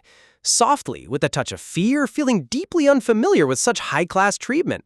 She reflects on how strange it feels to wear clothes that reveal her arms and ankles, and how surreal it is to be served by the Sokolov maids, who panic whenever she acts too humble and treat her with absolute respect. Up until this very moment, Anastasia had spent her entire life locked in a cycle of cruel ridicule, constantly humiliated by petty maids who whispered dark insults behind her back. Standing alone in the shadow of those traumatic memories, her hands tremble violently against her skirt as past trauma threatens to suffocate her. Suddenly, a soft voice pierces through her dark panic, snapping her back to reality as she gasps in surprise. The head maid stands right in front of her with deep concern, explaining that she knocked on the door multiple times without receiving any answer. Noticing how heavily Anastasia is breathing, the worried maid gently asks if she should immediately fetch a physician to check her health. Please note that the information provided here is not considered medical advice or a diagnosis. Always consult with a healthcare professional for any health concerns or before making decisions about your wellness. Flustered and embarrassed, Anastasia quickly tries to play it off, insistence in her voice as the maid notes how deathly pale her face still looks. Anastasia nervously shifts the subject, asking why she was summoned in the first place, leaving the maid to smile warmly before revealing the real reason. The maid reveals that none other than Duke Mikhail himself has personally invited her to join him for a lavish morning breakfast. Man, talk about an upgrade from dungeon crumbs to imperial luxury. Glowing under the warm chandelier light, Mikhail sits composed at the head of the dining table, looking effortlessly dashing in his formal attire. Meanwhile, down the sunlit corridor, the personal Dr. Igor sets his heavy leather medical bag onto the marble floor. He sighs heavily as he walks away, completely baffled by how stubbornly his high-ranking patient refuses to admit his own pain. Igor recalls Mikhail threatening to fire him if he ever dared to prescribe that hallucinatory painkiller again, bitterly wondering what insane vision the Duke actually saw during his trip. Stopping abruptly mid-stride, the doctor tilts his glasses, adjusting his frame as something catches his eye down the grand hallway. Standing Standing before him is Anastasia, dressed in her breathtaking new noble attire, leaving Igor completely stunned by her sudden appearance. Feeling his sharp gaze on her, Anastasia's heart skips a beat as dark anxiety creeps back into her mind. Seeking protection, she instinctively steps behind her persona maid, barely whispering a shy greeting. Igor mentally realizes that after surviving such horrific abuse in her past, her deep trauma around strange men makes total sense. He gently asks if she's feeling better today. Bowing her head timidly, Anastasia barely musters up the courage to confirm that she is doing fine, her voice trembling slightly. Seeing how uncomfortable her charge feels, the brave maid politely steps forward, asking if they may be excused to proceed. Igor nods approvingly, but out of pure curiosity, he casually asks where they're headed in such a rush. The moment the maid announces that Duke Mikhail personally invited Lady Anastasia to join him for private breakfast, Igor's jaw literally drops in total shock. Quickly pulling himself together, Igor steps aside, bowing politely as he grants them permission to head into the main dining hall. Lowering her eyes with utmost respect, Anastasia gives a quick, polite nod as she quietly passes by the physician. Watching her graceful silhouette disappear down the brightly lit sunlit gallery, Igor remains completely rooted to the spot in utter disbelief. A nervous sweat drop rolls down his temple as he mutters under his breath how completely unbelievable this whole situation is. Suddenly, heavy leather boots clatter against the stone tiles, accompanied by a playful voice telling him to look up. Leaning casually against a marble pillar, a handsome pink-haired knight stands munching on a crisp red apple, asking why Igor looks so deeply troubled. Igor glares back at him with an unamused, deadpan expression, completely exhausted by the endless drama inside this estate. Walking right past the casual knight, Igor mutters whether he knows that Lord Mikhail actually invited Lady Anastasia to breakfast. Taking a slow, deliberate bite of his apple, the pink-haired knight smirkily suggests that the Duke has simply taken a liking to her. Igor stops in his tracks, turning back to ask why else someone as cold and calculated as Mikhail would go out of his way to pamper a helpless maiden. The knight gazes upward, lost in thought, admitting that her vivid red hair and striking emerald eyes are exceptionally beautiful, even compared to the high-class ladies of Ilse. But Igor's face darkens with concern as he reminds him that Mikhail is scheduled to marry Lady Elizabeth soon, questioning if keeping Anastasia close is a dangerous gamble. Look at this hilarious chibi interaction. The pink-haired knight just keeps chewing his apple while Igor stares at him with total deadpan annoyance. Wiping his mouth casually, the knight asks why the doctor's making such a serious long face over basic aristocratic behavior. He bluntly states that if Mikhail fancies her, he'll simply keep her as his private mistress under this roof. After all, she's merely an adopted daughter, while Elizabeth holds the true political title. Dismissing the entire matter with a wave of his hand, he cold-heartedly claims that this whole romance is just a brief, temporary amusement for the Duke. He takes a sharp, loud bite right out of the juicy apple, completely unbothered by the complex love triangle brewing around them. Meanwhile, its grand dining hall doors creak open, revealing a breathtaking feast bathed in warm, golden sunlight. Mikhail stands tall and imposing beside the massive dining table, welcoming Anastasia with an unusually gentle, regal atmosphere. Stepping forward with imperial manners, Mikhail pulls out a lavish gilded chair for her, making Anastasia panic in total fluster. Looking at her with a smooth, handsome smirk, Mikhail displays a rare, heartwarming charm that could melt the icy walls of any heart. Anastasia stammers in utter shock, completely unaccustomed to having an imperial duke pull out a chair like a personal butler. Mikhail gently insists, softly asking her to do him the high honor of joining him for breakfast before the gourmet dishes get cold. Anastasia's face flushes a deep, glowing pink. Looking into his captivating eyes, an emotional realization dawns on her. She ponders why, unlike every other intimidating man in her past, she feels zero fear around Mikhail. As he gently guides her seat closer to the table, Anastasia inwardly feels a profound shift, sensing that being by his side makes her feel like a genuinely decent human being. Smiling softly with heartwarming warmth, she thinks to herself that under his protection, she can finally stand tall and hold her head high like proper nobility. Bathed in a shimmering aura of floating white flowers, her breathtaking elegance is peak romance manhwa art at its absolute finest. Suddenly, her emerald eyes snap open in complete awe as she finally takes a close look at what's set before her. The massive dining table is piled high with a legendary royal banquet, savory roast meats, hot soups, exotic fruits, and fresh pastries. Gasping in sheer delight, Anastasia can't help but gasp at the unbelievable feast. Looking down at the sparkling dining table, Anastasia realizes that while her recent meals were already top tier, this royal breakfast spread is on an entirely different level of extravagance. As her gaze lands on the complex array of silver forks and knives, sudden terror sets in.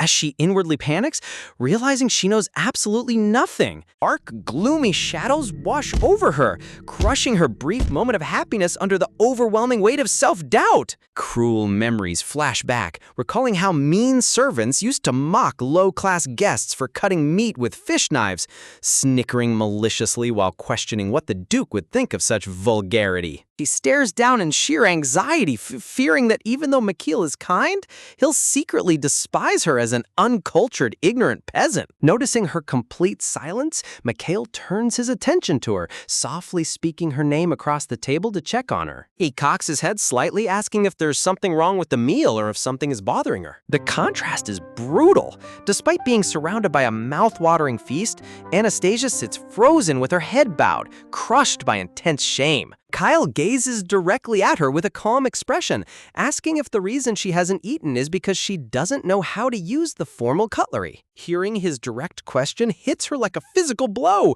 leaving her face pale as dark panic chokes her throat. Large teardrops spill over her lashes, falling onto her trembling hands, resting helplessly on her lap. She breaks down crying uncontrollably, tears streaming down her glowing cheeks as all her hidden insecurities overflow at once.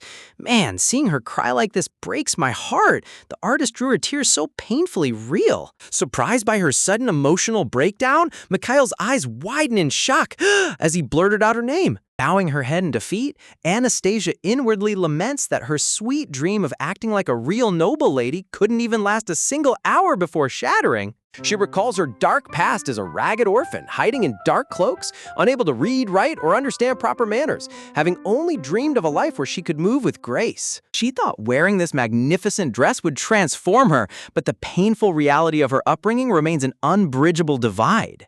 Wiping her wet eyes with trembling fingers, she whimpers through her tears, whispering, confessing how ignorant she is and begging to leave so she won't ruin his meal with her ugly presence. But before she can pull away, a sudden motion catches her attention as a hand boldly reaches straight into the platter. Anastasia snaps her head up only to freeze in utter disbelief as Mikhail casually grabs a large roasted chicken drumstick with his bare hands. She blinks repeatedly in total shock, completely unable to process what the Grand Imperial Duke is doing. He literally abandoned all formal etiquette, holding a greasy drumstick in one hand and bread in the other while eating like a wild adventurer. Bro, this man really threw royal table manners out the window just to make her feel comfortable. Talk about an absolute boss move. Staring blankly at him like a stunned kitten, Anastasia can barely process her own thoughts as Mikhail calmly addresses her. With a relaxed composure, Mikhail admits that back when he was young, he grew up in a dirty inn stable, eating stolen kitchen scraps and horse feed just to survive. He licks his thumb casually, explaining that eating with his fingers is far more natural to him than using fancy knives and forks, even as an adult. He pulls out a fine cloth napkin, casually wiping his greasy fingers without a single care in the world. He smirks smoothly, remarking that high society only praises his flawless manners because no one, not even the strictest countess, dares to criticize someone of his power. Looking straight into her startled eyes, his voice softens as he reassures her that if there's anything she doesn't know, she can simply learn it over time. Floating light surrounds Anastasia as her emerald eyes sparkle with deep warmth, her heart overflowing with immense gratitude for his tender comfort. Mikhail gazes back at her with a charming, gentle smile, completely melting away all the dark trauma that plagued her mind just moments ago. Tears of profound relief well up in her eyes as she smiles back softly, feeling truly safe and validated for the first time in her life. The moment she looks away, Mikhail's warm aura vanishes into pitch darkness as a cold, predatory smile creeps across his lips, thinking to himself, too easy. Hold up. Look at this dark plot twist. He mentally compares her to a helpless rabbit trapped in a burrow, revealing that inviting her to breakfast was a calculated trap all along.